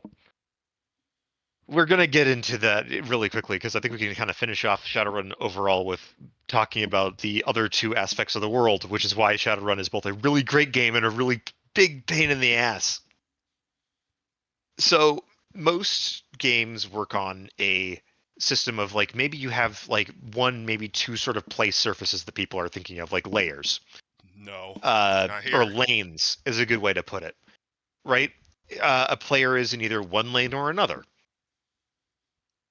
I'm in the Umbra of Werewolf. By the way, I'm not in the physical your world reflex anymore. won't allow you to see 66. Blitz only maxes out to 5. Maxes out to 5. Okay. So I was wrong on that. Again, been a little while since I've read that quick reflexes. I will say though that Mr. Lucky has the ability to seize the initiative, which is very useful. he can seize the initiative, or he can blitz, or can he do both at the same time? I can't remember. No, I don't think No, it he would make cannot. sense. Just one or the other. It just wouldn't make So, sense but if the he point could. is that Mr. Lucky has a lot of advantages, and it's why it's such a fun character thing. Is it's like, here is the amount of bullshit things you can do every turn. Every session if your GM is really, really kind to you. Yeah, You because can otherwise the do GM, 8 if they get impossible annoyed, tasks. if the GM gets annoyed If the though, GM gets annoyed, you are fucked. But because if they'll you're burn playing through your edges. you'll burn through your edge very quickly. But like Mr. Lucky, with all that edge, Mr. Lucky can burn edge to just survive incredible bullshit. Like Mr. Lucky is the guy that falls off of a 60-story building and comes back like as oh god, I hate to use this one, but it's like the Jason Todd coming back as Red Hood. You say that, but I think my problem with that is there's gonna just be a point where like I don't care how much edge you still have. How much edge? You shouldn't be alive. Yeah. I'm sorry, Mr. Lucky, but you took. Let's see, I'm net sorry, Mr. Lucky, overflow. but you got eaten by a dragon. I don't think you're coming back from that. So, Mr. Lucky, you have a certifiable health overflow of 13, right? Yeah. Yeah, Uh, rules as written, I survived that. yeah, but mechanically, the way I'm seeing it is I have just done You just 35 got hit damage by to a you. tank shell. I have done You see, 35 though, damage in your overflow. though, They turned him into a newt. I've decided in that moment to go into a Powered by the Apocalypse game. Therefore, I do not die. All right. Now, But point if there's a being, logical reason, you could, like, let's say the I tank shell. could make an explanation. No. Here's my goofy idea. Let's say they're fighting and they There was a accidentally. coin that I flipped at the last minute that detated the tank shell an instant before impact, I was just thus gonna say saving me the something force of the. stupider. They're breaking into a compound on the edge of the magical Darien Gap, and a nature spirit, out of curiosity of what the hell happened, dragged him into the Oh, astral plane. oh, So that's a good one. he gets blown. It looks like he got blown up, but no, But he's now just he's in stuck in the space astral for a plane, while. and he's going to come back pretty fucked up. Yeah, because it's the astral plane. that's a way you can have Mr. Lucky survive something. My other way with that shouldn't. is like a donkey ran in front of the RPG shot that was about to hit your tank.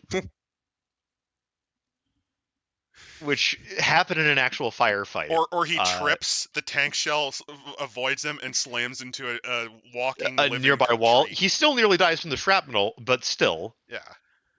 But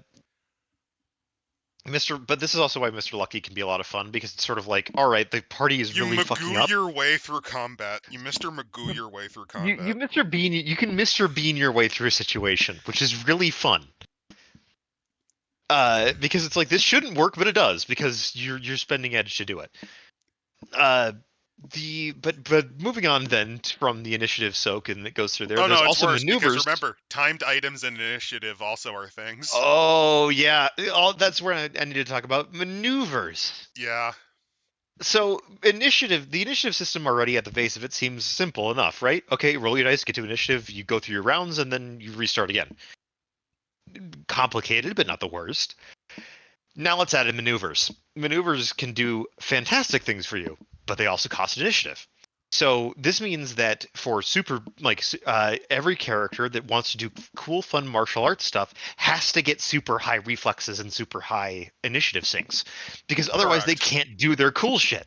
These are all of these actions, particularly interrupt actions. Right. So you can sort of see where the problem starts to come into of like, okay, does this actually interrupt? What's my actual thing being adjusted to? Can I do that this pass or next pass? What's going on? Like you sort of get where the issues can sort of come, and it can drag the game down to a crawl.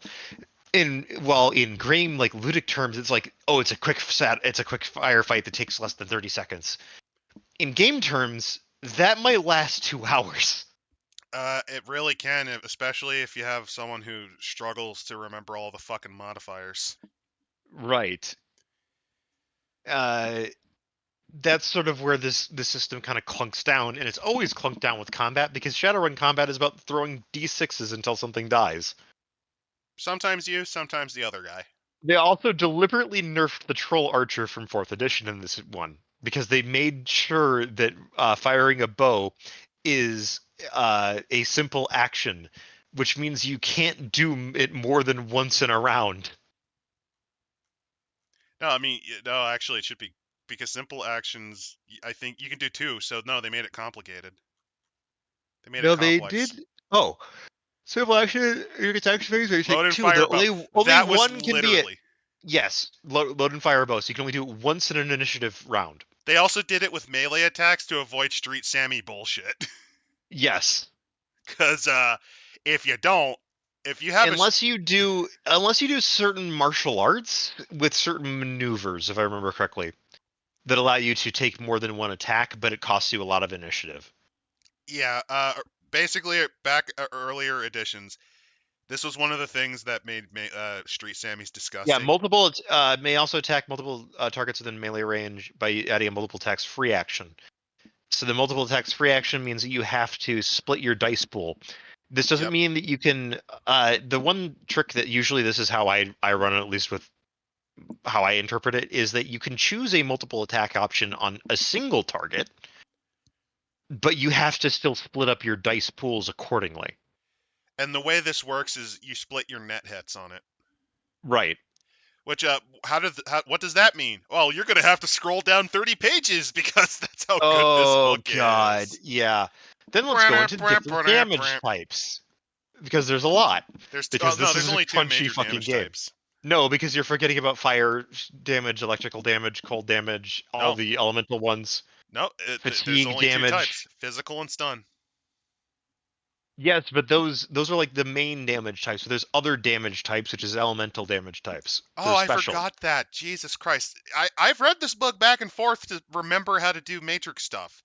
Plus, there's magical stuff that does one of those And 2 I've flat skimmed types that of too. like physical and Keep in stun. mind, I've actually read this book pretty intently, and I still miss stuff because of how fucking bad this edition is. It's not bad. It's just really fucking dense. No, this is a bad book. It's a fun system once you get it, though. Right. Like, this is a Range horribly attack formatted modifiers. book. By the way, speaking of which, if you wanted to have as many modifiers as possible for your combat, welcome to Shadowrun, where a single firefight can have more than 4 or 5 different modifiers going on at the same time. Correct. Like, clear. And that's not even get like into fully visibility, automatic fire with fully automatic shotguns, which starts to get condition. into the ridiculous range of like, okay, how the fuck do we actually account for this? Range. Cover. Projectiles, throwing weapons. So here's, if I remember correctly, thrown weapons do not need to be readied. They might need to at least be within grip, but they also cover firing modes, which, if you're wondering, one of the nastiest things to do is to just do a burst fire. Burst fire is one of the best things in semi-automatic burst and burst fire are like the 2 best actions, arguably speaking. The reason why is that they they take 3 rounds actually. Yeah, it just means you hit them more often. You basically burst stack fire more weapons damage. take advantage, more multiple attacks phase targets with the same burst firing. Yeah, as you can see, there's a lot of modifiers. It chews down and then defense, recoil. which is nice. Recoil also gets involved.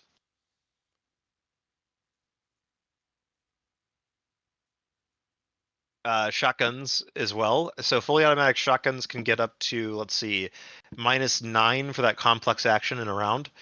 And for a widespread, you get -3. So you can get -14 dice if you want to just fucking hit someone. Yeah, you like how you have to choose the choke settings? Yes, and you can adjust those with the smart gun action. So you kind of get the picture. Yeah, this is there's a reason I called this one Maclunkey. Yeah, melee attackers and melee damage. So they talk about like melee teamwork, defense, all this. Firing flechette on medium spread. Oh, you they can have like ready a whole agility divided by 2 shuriken per ready weapon action. Okay. Same with throwing knives. I think with quick draw that becomes a free action. So throwing adepts are a viable build. I will say that. I do love the idea of a throwing adept who specializes in grenade foo. That is a very viable character design for Like, I'm Shadowrun. envisioning Literally, you are the Fist to the North Star guy that's calling throwing dynamite a martial art. That is your character. I'm envisioning a drunken master style grenade foo human. who has some physad abilities to just make it even funnier. Again, unironically, a viable character build for Shadowrun, though you'll be spending most of your money on grenades, and you will be absolutely useless anywhere you cannot smuggle grenades. That's what the other physad powers like killing hands go. So you can then just go, you're already dead, because I Right. inserted a grenade inside you. Then there's healing rules. There's a bunch of stuff for vehicles. The Matrix. By the way, scatter diagrams, that's a thing you have to clock God. in. Yep. Also, let's Here's just get to Bose. the Matrix, because the Matrix is a fucking complicated pain in the ass. Oh yeah, it's horrible. It took me 3 days to go through this multiple fucking times. And I want to note, this is slightly simplified from fourth. It is. By the way, we're skipping vehicle combat, by the way, which is also a complicated nightmare. Right. So yeah, look at these edition, vehicle test threshold rates. Look at all this crap you got to memorize for vehicles. Have fun being a rigger, pal. Yes. Now, imagine, if you will, being a netrunner. You will not want to be a netrunner. It's awful. It's still slightly better than 4th edition in terms of, like, there's actual use for your skills rather than anyone can just dabble in being a hacker. So because the programs were... Decking in Shadowrun was always, between it and Cyberpunk, was always slightly better. But it's mostly because you could just say, well, I've got a really good programs, so I don't have to worry about my actual skills in this, and I can just do this as a side thing. I also think it's just easier to understand. I've actually read both, and I think this one's slightly easier. Oh, yeah. Because it is, because it's abstracted deck. It's abstracted, like, shit. It's not that difficult to do. Netrunning is to terminal globuloma brain cancer that's inoperable to this game's leukemia. Yeah. And then we get into technomancers. If you're going to do a hacker, play a technomancer, because spirits are fucking broken. By the way, here's all the Matrix jargon you're going to want to know. Look at all this crap. Yeah, the riggers is actually later on, after the Matrix stuff. After the vehicles, by the way, which is their bread and butter. Yeah, then there's magic. And so, as I was talking about before... we're skimming? No. I want to show some... I want to show how fucking long this is, because I had to. So these are all of the things you have to know what they are. Pans, you need to know what that is. Matrix identification, you need to know. Grids, that you got to know what those are. Very grids important. Are basically around the internet. There's the gods. They're a thing. Basically, if you're too blunt or too sneaky, they keep track on you. You're supposed to not tell anyone about that. And then if you go over 40, which is pretty easy because it's 2d6 per 15 minutes, what happens is a bunch of literal FBI open up a avatar. Like, imagine fucking G-men from like the 20s kicking in your door with virtual Tommy guns. And then they just kick you out. And if you're a technomancer, you could die from this. I had the technomancer almost died. If you're hot simming, you can die from this. Fun fact: during my two-parter, because he never said that he intentionally refreshed his avatar. The Technomancer kept doing sleaze, which is, by the way, there's other stats for Matrix stuff that you need to know. Matrix has its own unique stats. Sleaze, attack, firewall, and data processing. Which for Technomancers are tied to your stats, so you have to do a one-by-one conversion of them to understand. Then there's other fun stuff like user mode modifications. Noise, because Matrix traffic can clog things up. Or just distance, because wireless is a factor. Wireless Matrix does have an innate noise to it. And then there's spam and static zones, where it's like there's so much traffic that's just garbage. They talk about cyberdecks, which, by the way, this is where you get your attribute arrays and programs you can slot in at the same time. You need to know what those are, because let me tell you, you'll get them again in gear, but they don't clarify this too easily. So you have to this is where you learn that. How does matrix damage work? What can you damage with that? How do you brick? Right. Can you brick a device with it? How do you brick a device Can you completely brick a gun? No, but you can destroy the smart gun link, which means they have to rely on physical completely. Well, more accurately, with certain guns, if you destroy the smart gun, it's just not going to function. Depends on the model. It depends on what kind of gun it is. Like if it's an internal smart gun system, it might legitimately just make that gun unusable. If it's I an fucking external knew it. smart gun system, I fucking knew it. what? I had one of my players try to rationalize that. No, the guns could still work. I'm like, it depends on the gun. Like if it's an external third-party modification to your gun, then yes, you probably can relatively quickly just be like, okay, because remember, half the point of the smart gun system is that it's tied into the trigger. I fucking knew it. I fucking knew it. Pans It's and not just wans, that's a helping. thing. It's not just but yeah, it's not just helping you aim. It can in fact be ordered to pull the trigger. And That's why depending it's on the called a model, it smart will. gun. Yes. Running So silent, you that's a thing can, you need to do. and Or actually figure out. bricking a gun with that is actually one of the less fun things you can do. Here's my actual advice if you are a hacker that has gotten access to a smart gun.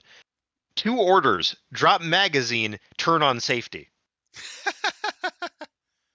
So yeah, they might have a single bullet in the chamber now, but their magazine just fell out and they're unsafe. Which, depending on what gun it is, well, that's 2 actions they have to do to fix that. No, another fun one is if you're in a chase, situation, full auto mag dump That's another good one in you a could do. crowded mall. Yeah, you can do a lot with this, and this is also part of the reason why pans and WANs are an important part of this, and why the wireless matrix people were bitching about it, because suddenly it made their smart gun Street Samurai have to actually, do basic stuff to keep that smart gun system from getting destroyed. Correct. And admittedly, the the big thing that you can do is you can run wirelessly, I, or I, more accurately, that your gun is not connected to any outside network. It's just on your personal network. I think with all this, we should probably answer Jimmy's question of, is there a TTRPG that did net running or equivalent less painfully? Oh No, fuck, no, I don't think so. no, I cannot think of one off the top of my head. Um, the closest I can maybe think of is the Robotic Age slightly, but that's a jank system. Like I love Robotic Age, but it It's tried to still cram a jank. lot. Yeah, because it tried to cram not just Mega Man, but like Transformers, Matrix stuff. Like it tried to cram all these robotic concepts, like free spirit sprites in the Ethernet sort of shit, physical combat, size manipulation, mecha, like actual fucking mecha It's battles and shit. all in there, and it's all, yeah, it's going to be It's janked. just because you're But adding a second layer of play to a basic playstyle, it's always going to be more complicated. going back to the smart gun example, there is a very simple way that you can just simply avoid getting ever your smart gun hacked. It's very simple, and it's called, I have a data jack on my wrist, and I just plug it into the smart link. And you make sure that, Congratulations. yep. Congratulations. It is now hooked up to whatever cyberware you have in your eyes, and it is now hacker free. There you go. You now, do you get as many bonuses? Can you do as many actions with your smart gun system? No. Of course not. Like, you can't have it autonomous. Well, actually, you probably could have it fire on its own without your finger on the trigger, but you're still connected to it physically. You are not going to get like the latest and greatest updates of like atmospheric trajectory modifications for long range shots or whatever the fuck. But it's like, okay, it'll work just fine. It still gives you a bonus. There It's not is, quite as good a however, the bonus, but comical thing though, where depending on what type of deck or hacker you're dealing with, they might just be able to brute force your eyes. right. That's if you're stupid enough to let your eyes run in wireless mode, which is a good thing of like, why the fuck would you? Or alternatively, I touched you. My sprite, because I'm a technomancer, slipped into your eyes and are now causing damage. Right. The other bit with that But if is they're like that close, you can just eek hacking them. cyberware. Hacking cyberware. The big thing about that is that certain cyberware is going to need to be on a pan to communicate with each other. Just how it is. That's what hackers can attack. So you can go and run silent with that, but that might be things where it's like most cyberware, it's going to have to be online. And if you bought cheap, congratulations. It might be stuck in permanently online mode so they can track you and retrieve it if they have to. I'm just kind of envisioning a poor street samurai who's having like the Wallace and Gromit pants Yes. robotic pants like he's walking towards it because Yes, some fucking you can decker. definitely do that with a decker if you're very clever about it. I still would say though that people kind of overblow how good hacking is in Shadowrun They do, because because guess what the rigger managed to do to a decker that got one over them? Through grit, determination, and rage, fucking geeked him in his little holdout after he ran away trying to bug out. Because, yeah, right, you're cool, but it doesn't matter if you just have a 9mm in your head. right, and that's the thing about hackers is that hackers are while you're plugged in doing all your fun matrix stuff, you really can't do much in physical space. Correct. Which then leads us to mages, which have the opposite problem. Especially since, remember, sprites, which are their version of spirits, are based on spirits, which are broken. Right. So, how do you break the game as a mage in Shadowrun? The better question is, how do you not? By the way, here's all these programs, all these matrix we're skipping that. Because if you are at least a half decent min maxer, you will be able to break the game very, very quickly with 2 words: summon spirit. Correct. Spirits Compile are sprite. great. Also the other one, compile sprite. Yeah, spirits are great. Spirits are usually immune to most physical forms of damage, usually have the ability to cast their own spells, and usually, if you're good at summoning them, you can command them to do shit for you on the fly. Cast spells you don't actually know. Do things like, I don't know, maul someone to death. Really, spirits are amazing. They're fantastic. One Summon of the fun spirits. ones are the spirits of man, where you have them basically puppeteer people to do all Oh sorts yeah. of things. Oh yeah, that's a very viable way of using your spirits. My personal favorite one, though, if I have to make an example, is that there are certain ways that you can use certain spirit types to just do completely insane bullshit using game mechanics, like boosting your speed. What I do find funny, at least looking at these spirits, is that Spirit of Fire has a severe allergy to water, Yes, they do. and That means that same they take for a water certain to amount of fire. damage while they're in water, or vice versa. By the way, if you're wondering, sprites are spirits, which is where I'm They at use the still. same rules. Yes. They use the same rules. They have certain powers that allow them to basically make the Matrix their bitch. Yes, technomancers are very powerful if They are built right. less good overall than deckers But they at are the less hacking good stuff. overall. But The one of main the things they advantage can they have do, is sprites. is if you need them to do some really obscure shit, like, oh no, this evil dragon like run Corporation Ader Krupp, uh, they have the files written in ancient Hurrian because that's what Lofweir wanted to make it really hard for anyone to. Don't worry, compile sprite and you summon basically like A translation sprite or some you, shit. you summon Clippy. He's like, I can help you with that, and Clippy translates it from Hurrian into English. Right.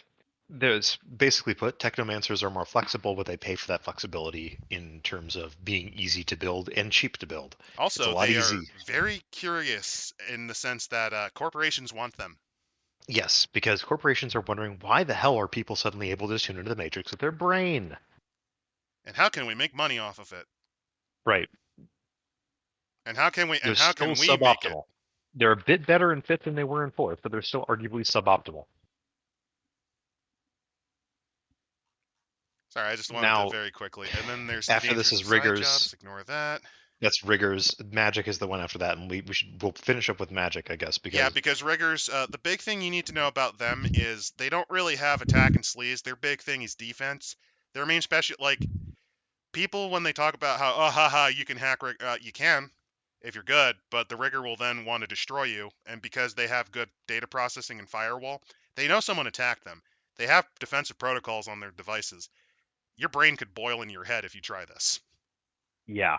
Oh, Don't also, fuck with they riggers. control drones. Don't Drones are a fuck with huge riggers. combat multiplier.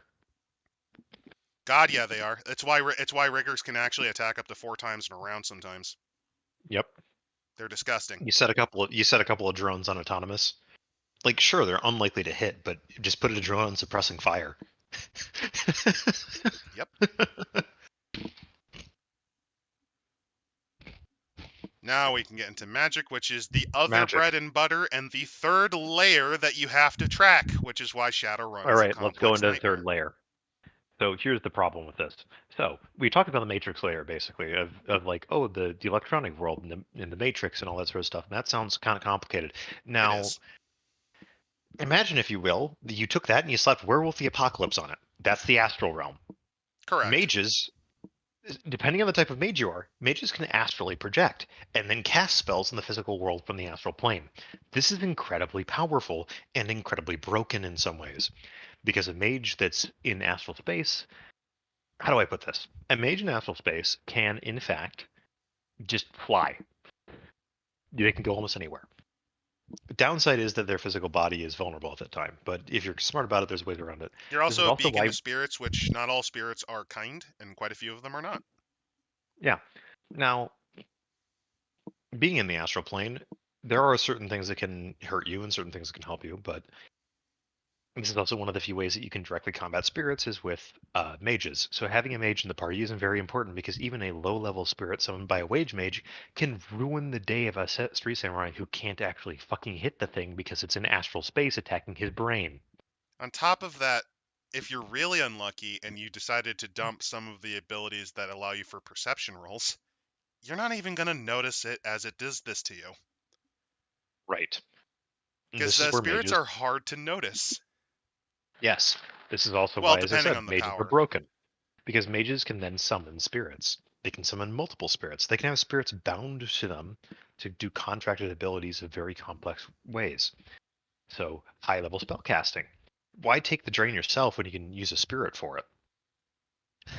Because here's how this spell casting is balanced in Shadowrun. You roll 2 dice, your magic, and then what's called your drain stat. You roll 2 statistics, not dice. You roll the number of dice equal to the statistics. It's the potence of the spell you're shooting for, plus the innate drain versus, I believe, your drain stat, which I think is usually willpower. Your drain stat and your magic. Mm-hmm. So this is why I said being a high-level mage is very good in Shadowrun, because low-level mages cannot cast high-level spells without fucking killing themselves. So,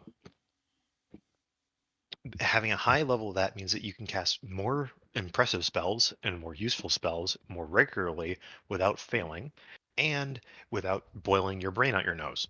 So, if your drain hits go straight to your stun track, which is kind of good for you.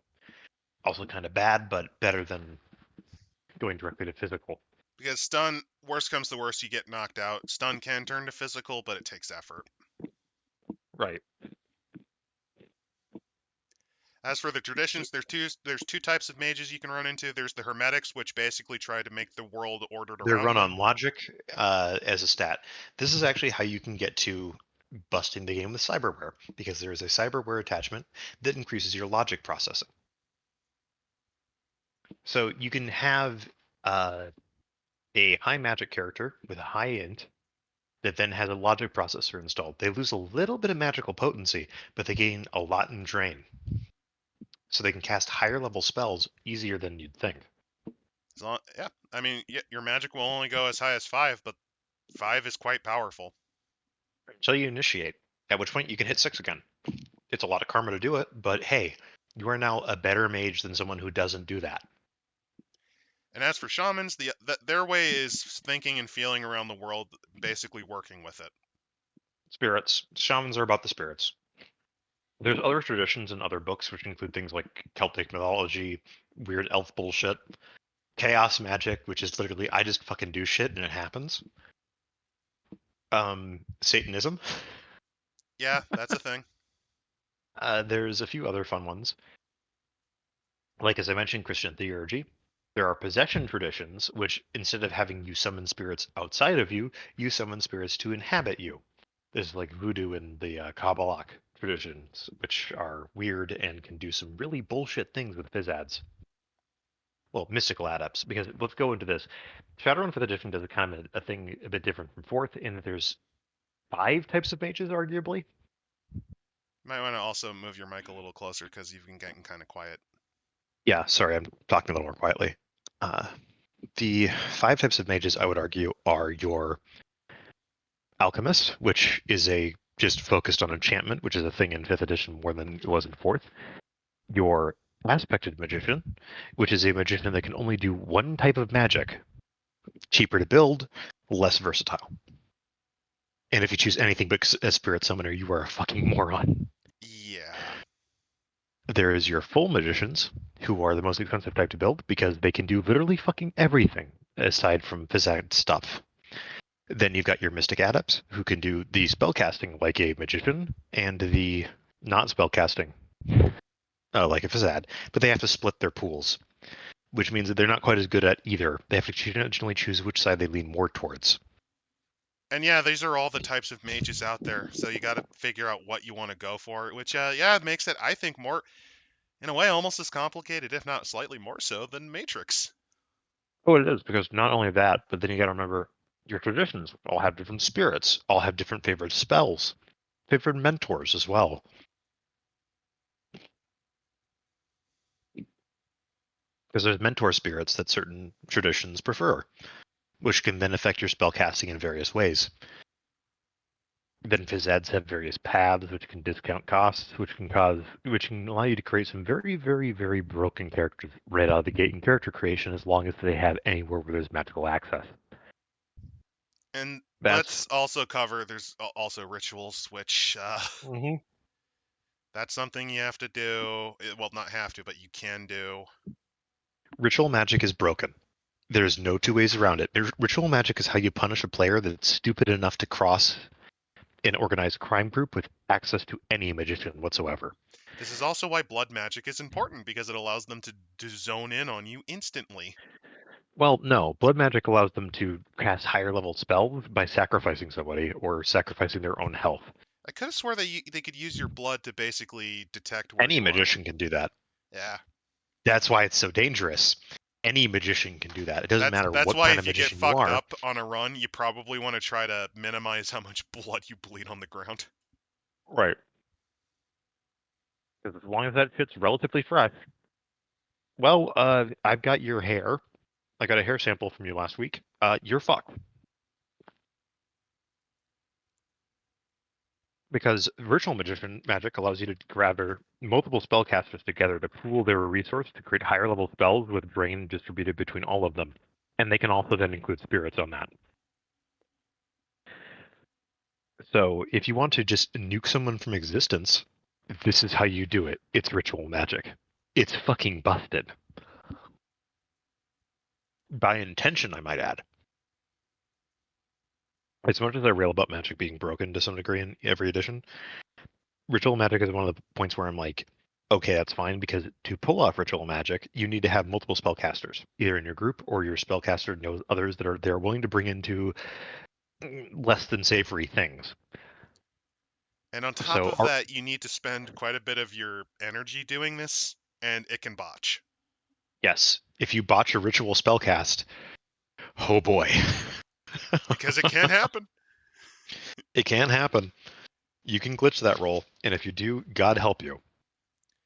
But it can lead to, if you have a problem player or someone who's really fucking stupid, who has repeatedly done stuff that is either annoyed a Johnson or has gotten them in trouble, because Shadowrunning, kind of by its nature, you want to stay a bit on the down low. One day they could just be walking towards the fixer, like the pub. Let's say they're going to a pub to go get a fixing. You just see them begin to hold their head and scream as they explode into fucking gibbets because they got microwaved inside. They just turn to goo, basically, just liquid jelly.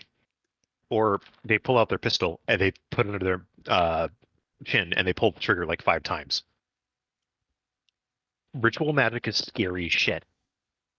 And it is the ultimate way to basically tell someone that either you fucked up or you really need somebody dead. Because at that point, like, you get to a point where you can't really resist the effects of the magic. You don't have enough soak. You don't have enough willpower attributes or whatever else. That's where ritual magic excels. And that's kind of how we'll wrap it up, is like magic and there's Shadowrun. Conjuring, which is how you get your spirits. Conjuring, right. We also You gotta remember, one more thing. Oh god, there's still more magic? Yes! And we haven't even talked about adepts yet. Because adepts are simple. Adepts are simple. They're dead simple. It's like, hey, look at cyberware. You know what cyberware does? You can basically do it with magic. Mm-hmm. There are certain things that cyberware can do that adepts can't, and certain things adepts can do that cyberware can't. But usually, most of the powers are complementary. This is why we call them physical adepts, because their magic is physical. It's literally, I am big, mixed, strong, huge. That's their magic. But yeah, they go into details about the basics of spirits. They're dual natured. They do have at least some connection to the physical plane, so they can at least work on both. There is a link. You can only have a certain amount of range, so mages cannot just be like on the other side of the fucking planet. Unless we're doing ritual magic. That's where ritual magic becomes really powerful. Correct. And then there are spirit services that you can ask of them as long as they are willing. And there's a variety of spirits. Basically, what type of spirits you can use are based on your tradition. So sometimes you can't use some because you're, say, a hermetic. Sometimes you can't use them because you're a shaman. And then there's Like, enchanting, which is the new thing. Yeah. I Basically, believe but they did this shamans cannot because use of the spirit of weird man. dwarves. Because they They got weird did dwarves in Germany. partially, but this is more like they wanted to add more to the magic system for more options for players that are magicians. I get it, but like, Because look at how the many pages aspected we're at. stuff. But it's a complicated system because people wanted magical artifacts. Because one of the big things in the setting are known as talismongerers. Talismongers are the people that make your spell foci and other things that can do magic, help your magic out. Like half the jobs you might do might be for a talismongerer. Like, I need you to go out and kill a giant eagle. Is a legitimate Shadowrun, and the person paying for it is a talismongerer trying to make another artifact that he can sell for 10 times the price that he's paying you. No, I got one. I need you to get my hunting dog, Clem. What? Yeah, I went out hunting with him. Thought he saw a weird duck. Need you to get him back. And the weird duck is like some legendary bird that the shape-shifting friend of his, who's a dog Right. shifter, has been captured by. Right. Like, talismongers are weird people. Just flat out weird people. One of the contacts of Ugg was a Sasquatch talismonger. Again, as I said, talismongers are great. They're wonderful NPCs because they are often very bizarre people by the nature of what they have to do and who they work with, which is basically everybody with magic that you can think of. I'm just So envisioning like a frat bro talismonger's like, hey bro, like you need to beat up this nerd because he didn't pay me for all the foci I gave him. right. Now, admittedly, some of them were like fake, but if he was a real mage, he would have known. I mean, these are, mind you, this is also talismongers who are not in the mega corporations, because there are a bunch that work for them.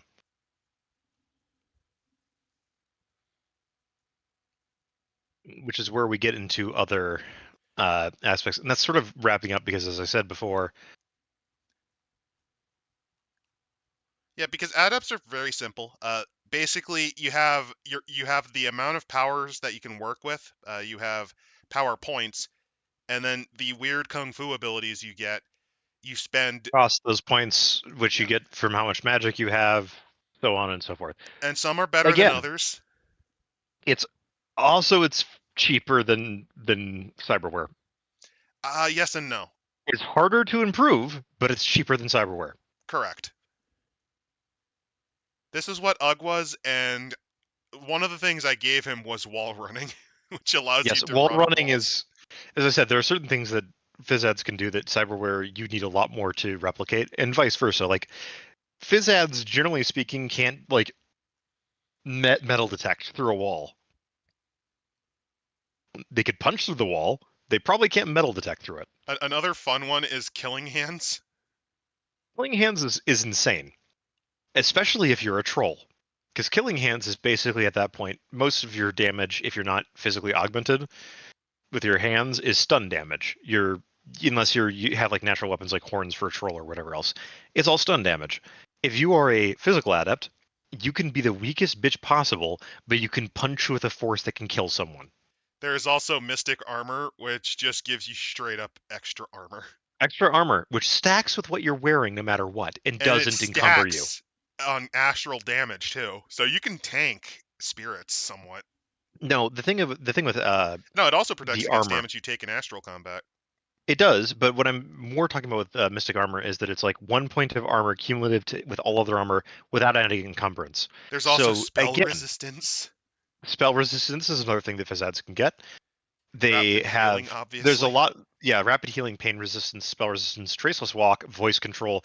There's a lot of shit that Phys can do. And this Missile is just the core parry. stuff. There's even more. Missile parry is the nuts one to some degree, and You cannot it leads deflect into some others. bullets, but you can catch knives and grenades. Knives, grenades, shurikens, arrows. If you generate net hits, you pluck the missile out of the air, you need to have at least one empty hand to use it. Well, I want to remind you that there is a way to have 4 hands in a Shadowrun, which is there is a meta type that has 4 arms. It's a type of human, if I recall. Yes.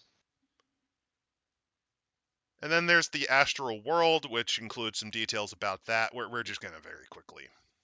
I just kind of blank on it. Basically, astral signatures, sort of similar to how there's matrix signatures, combat, mana barriers.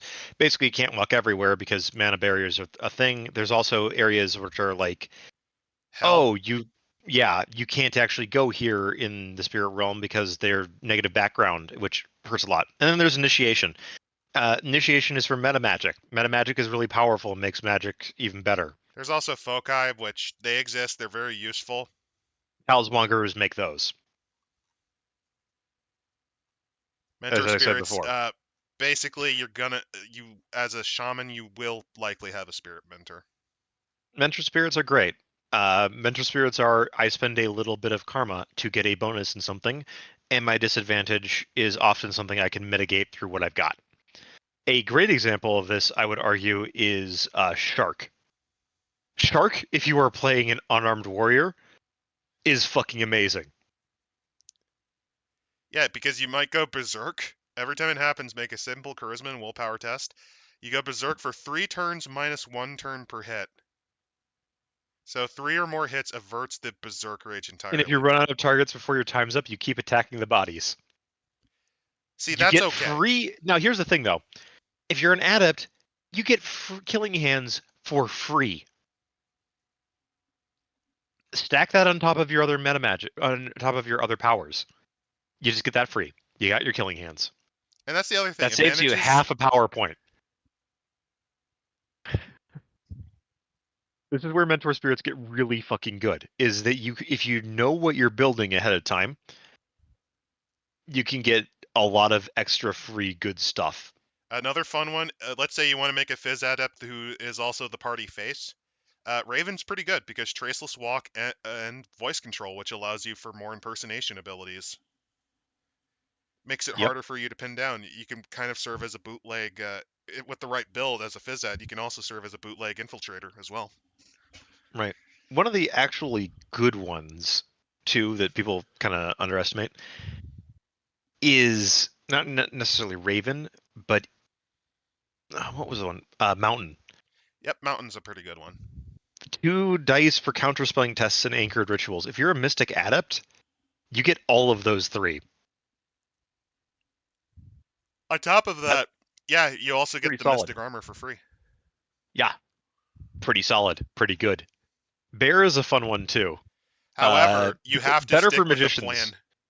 Yeah, magicians are... Again, there's bonuses and disadvantages to having mentor spirits. Some are better than others by far. Others are, like, really fucking crazy.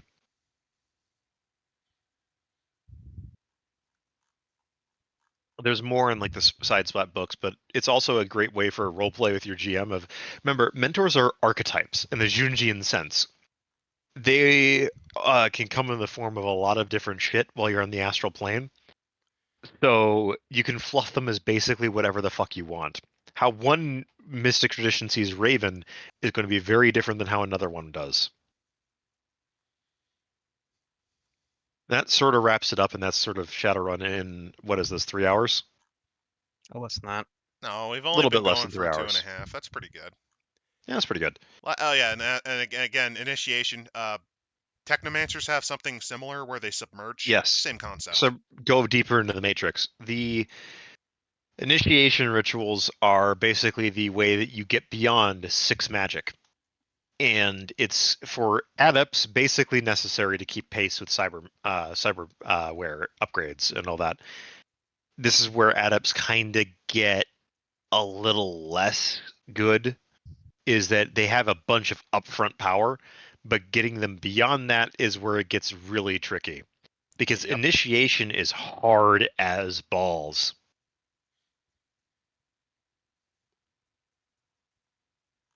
And with that, that will be all we cover, because unless any one of you wants us to take a look at the Berlin cityscape or Tenochtitlan, I That's think we're basically it. good. Oh, let's actually cover gear really quickly as like Oh yeah, examples of what let's they have show in there. off how complicated this section is, Oh, dear lord, it is complicated. because it's poorly arranged. Now, they do start out correctly with street gear of buying it and selling it, because that's important. Because some things are massively illegal. Right. It's after that where we get into, oh god. Oh, there's also So they, delivery times tables, which yeah, like if something's rare, it's harder to get it quickly. Fair enough. there's also fencing gear, illegality, jurisdiction. The law varies from country to country. Concealing gear, actively hiding it. Concealability modifiers. We're already at a annoying start, I think. Oh yeah. I also like how one of the modifiers is just forget about it.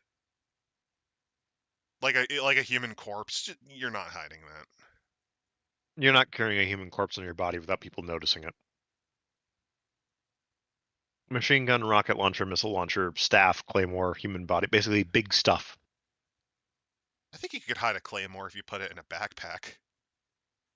A claymore mine, yeah, but not like a full-on sword. Oh, I thought they meant the mine, because No, they mean the full-on like fucking like Highlander blade here. no, if you're a troll fizzad and you've sword If you're a swallowed. troll fizzad, then your claymore is No, sized up for a you're troll. hiding the other human fizzad's sword by doing a sword swallowing trick using your kung fu body control. Well, at that point, I just ruled that it's the same thing as I'm trying to hide a katana, monosword, shotgun, assault rifle, sport rifle, or crossbow. It's a little bit easier for you. It's possible. It's possible because you're a fucking huge troll, but like otherwise, not really.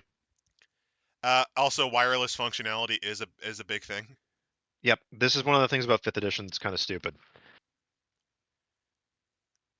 Is that you get certain bonuses from wireless that really shouldn't make sense. Because they want to encourage players to actually have wireless on. Because again, one of the things you could do in 4th, and I recommended you do this, was you just turn off your wireless devices like your smart guns and whatever else, or keep them all on a certain like pan. Very easy to do. And it's sort of the thing of like, if you're fighting technomancers, that's the number one thing you do is you secure all of your network.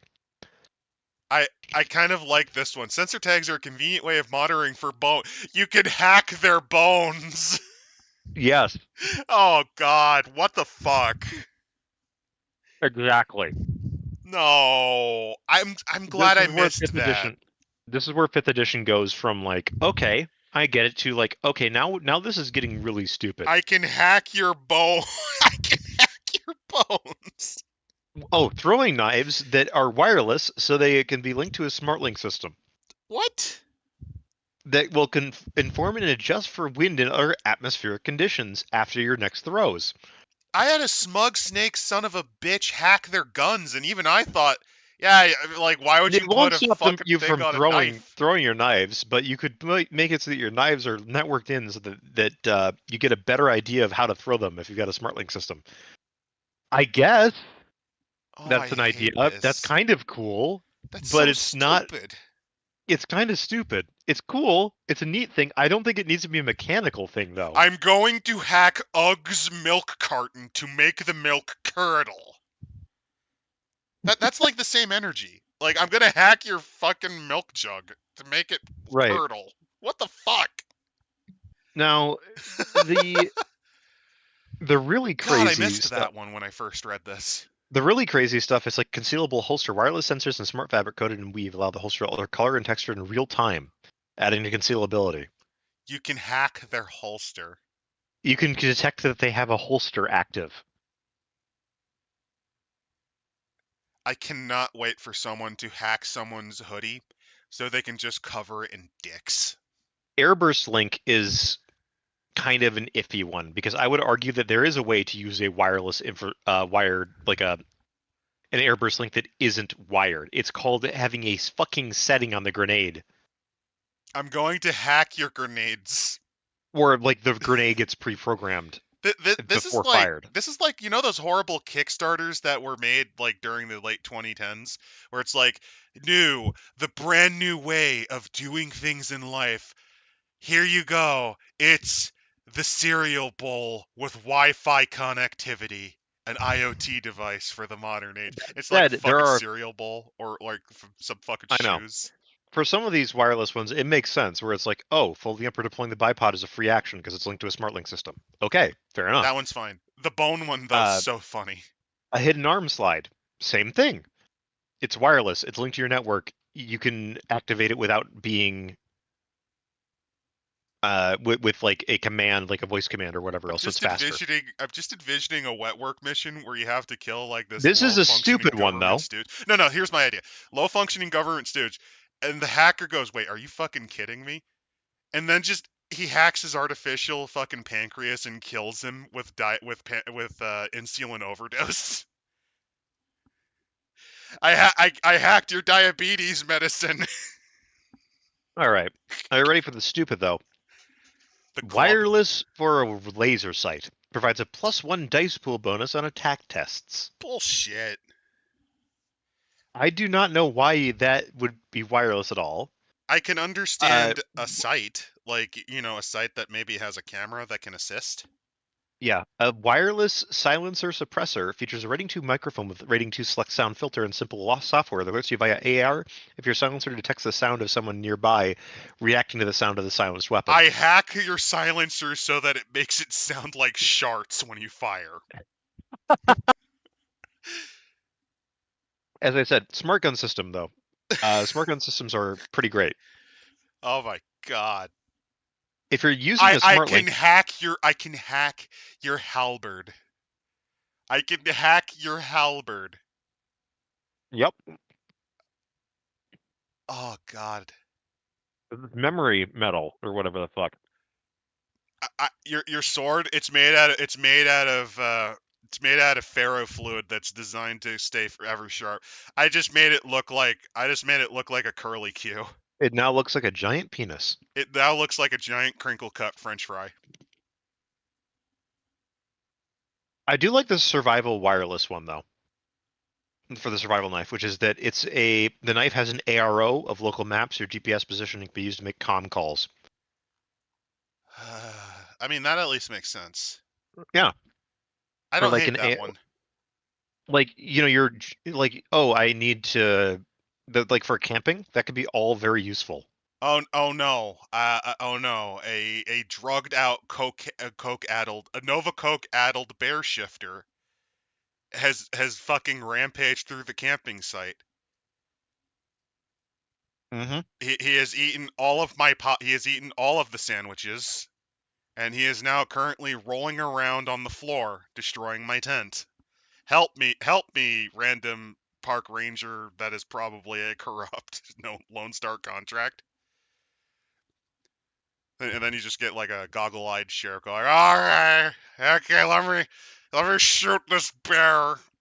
Starts chugging like fucking 180 proof vodka. For certain grenades, there's also a wireless one for the flash pack, which is a grenade having a timer, like an auto timer. That can make sense if it's a function. It's like, yeah, I set this for a timer. Like I would just I set this for a timer, or like this is a wireless function where I can remotely detonate it. Or okay, I can link it to a conditional, like when X device activates, this grenade opens and bursts. Yeah. Then clothing is where it gets a little bit ridiculous to some degree. I have hacked your shoes to untie your laces. No, not like that. Hold on, I need to find I'm it. sorry, it's the bone thing. The bone thing's like fucking with my head.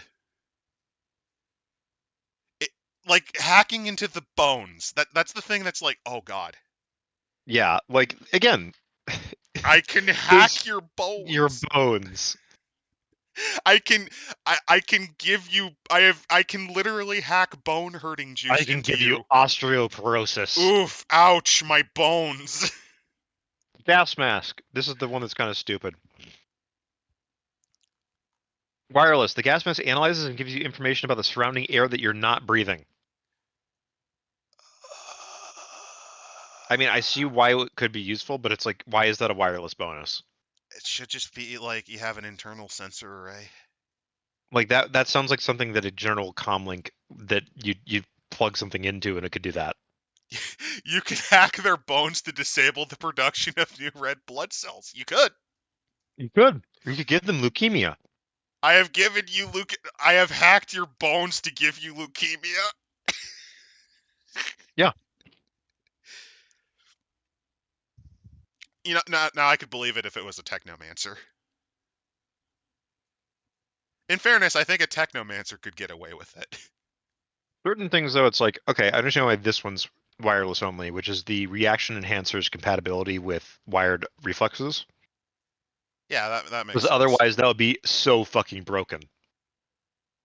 And also, no, you cannot in fact hack the bones. You can hack their nervous system though if they have wired reflexes. No, it That's actually does say you can hack their bones. I looked at it. is that under bone lacing? No, it's not under bone lacing. Let me read it. Is that bone density? Oh fuck. No. It's in here we go. Wireless functionality. Uh a hacker cannot hack into your bone lacing and break your bones, but they can tell your bones that your bones are broken. Or tell Oh your god. bed kit to give pain. You can give them bone hurting. Is Oof, that like ow, from one my of the side? bones. Is that from one of the side books, or is because No, I don't see it's that? in the core book. I'm reading it in wireless functionality. Oh god. So that's why I was laughing. You could hack their bones. That's why I kept making fun of it, because this is something like, okay, I must have missed that because uh, I was maybe because I was looking at the bone lacing under bodywear and I don't see like I don't see a wireless rating for it. because it's not in there. They pulled a It's at the front. 6E. They Oh pulled a god. 6E because that's exactly what they would have done. Oh my god. So yeah, you can hack their bones according to the core book. If you're Jimmy Two Shoes and you just got this book, like, oh boy, I want to be able to run Shadowrun and like sell Nova Coke to prostitutes because you're weird. You would read this and go, oh, wait, what? I can hack their bones? And then Jimmy Two Shoes would be that guy hacker who tries to hack everything until he gets killed by a ritual. Yep. Anyway, after about 467 pages, you can kind of understand that this book is like a fucking brick. You could throw this It at someone and probably kill them. I'm just envisioning a troll having a bunch of copies of Shadowrun 5th edition, just like, this is my throwing weapon. Roll his head up for throwing weapons. Yeah. But yeah, there's a lot of kit. A lot. It's useful to know. Funnily enough, unless you go hard on cyberware, it's really hard to burn all of your money in character creation. This was Unless something you're a that decker. The funny bit is that the best way to make money early on in Shadowrun is to take your decker, mug him, and sell his cyber deck. Yep. Because it is worth way more than anything else. Yeah, if you're curious on how expensive a deck is, even the cheapest piece of shit is like 50k Nuyen, or was it 20k Nuyen? It's a lot. It's a lot. It's Another cheaper one than is if your Street Sammy's dead, you can just kind of just take sell him his body to a shop. That's go to an organ generally legger. speaking, yeah. You know you're in real Shadowrun poverty hours when you're taking the bodies of street gangers over to get their eyes scooped out for like 50 nuyen. Oh no. Depending on the quality of the cyber eyes, you can get some decent kit out of that. Like Nah. even a rating 1, which is the basic bitch, is like 4k. Yeah, but it'd be a mega gear, so take 50% off of that. That'd be like 2k, and they're not gonna pay you 2k for it. I'll give you 100. I'll give you 100 for it. Yeah, they'll give you like 100 million for it. Because it's pre-used. Which, if you're wondering, used eats up more essence because it kind of lodges what you had. Yeah. It's also that it's just not as comfy. Not built for you. They also have vat-grown to BioWare.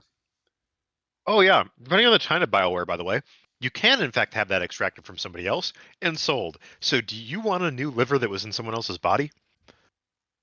That's why organ leggers are a profitable Sure. business. I think my As long as favorite it was one of those organically sourced. is the adrenaline pump because you can actually die if you use it. Oh yeah, you can.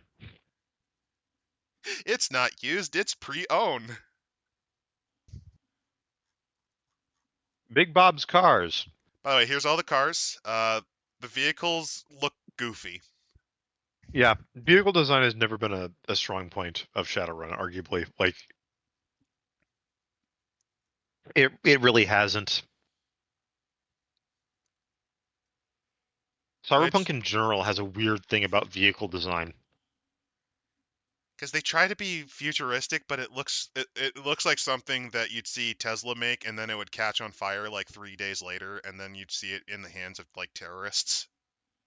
Right. Like all of their designs look like something Musk personally designed, and then got angry when no one bought it because it looks like shit or Right. performs like shit. The By the way, if you're Cybertruck is. wondering, yeah, vehicles are a lot. They cost surprise. There's a few that are very expensive, Yeah, and you can customize them too, and it's a nightmare because look at all this crap you can add to it. it's expensive. Vehicles are incredibly expensive, and on the one hand, buying a basic van to shove everybody in the back of for a run is kind of nice. On the other hand, why buy it when you could just go fucking steal one? The running gag with UG is he just did he basically just did parkour or used the subway. So he would like Imagine punch homeless people who tried to mug him on the horrible subway, occasionally kill a giant cockroach. giant radioactive cockroach. Maybe not as bug spirit. Nobody knows. Where were you, Ugg? I was in Subway. But Ugg, we weren't gonna get anything to eat until like later. Ugg does not understand your feeble need for sustenance. All Ugg needs is his club and his peace. And Ugg is at peace with the world. Also, Ugg will take a large order of nacho fries from Taco John's. If you're wondering, the Stuffer Shack order that UG personally got was a Seattle dog, a McGrande Seattle dog.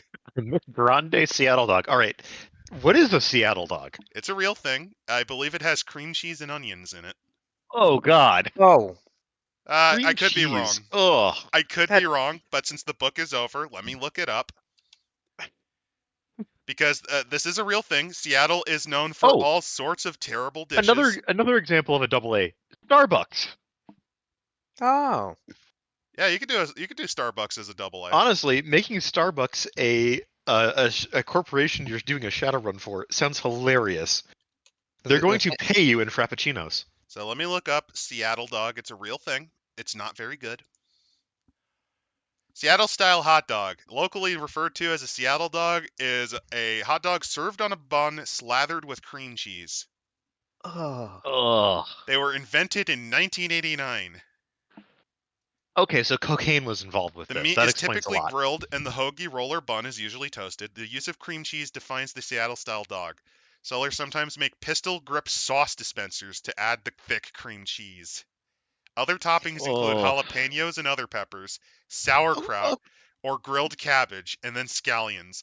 Condiments such as mustard, barbecue sauce, and sriracha are also favorites. Okay, I can understand a little bit more now when you're saying you're also smothering that bitch in like the spiciest shit imaginable. Yeah, basically I, you use jalapeno peppers, and that's how it works. It's cream cheese, The onions, and cream cheese is jalapeno to peppers. offset that a little bit. Okay, I see. I see. I still would not like it, but I can see why somebody might. It makes me I like wouldn't. the idea of the Chicago dog, and I think that's an overdone thing. Yeah. No offense, I'm not a fan of Chicago dogs when they're Eh, fully dressed. yeah, The full bit too dress. much. If you take some of it off, it's fine. Keep the nuclear green relish, and I could probably be okay with the spear pickle and the mustard, and it's fine. Just no ketchup. No ketchup. No, add all the ketchup. By the way, Ruin speaking their of lives. Chicago in Shadowrun is a fucking nuclear hellhole Welcome ruled to by bug Bug spirits. City. Just like now. It's run by bugs. It's all bugs all the time. So yeah, nothing's changed.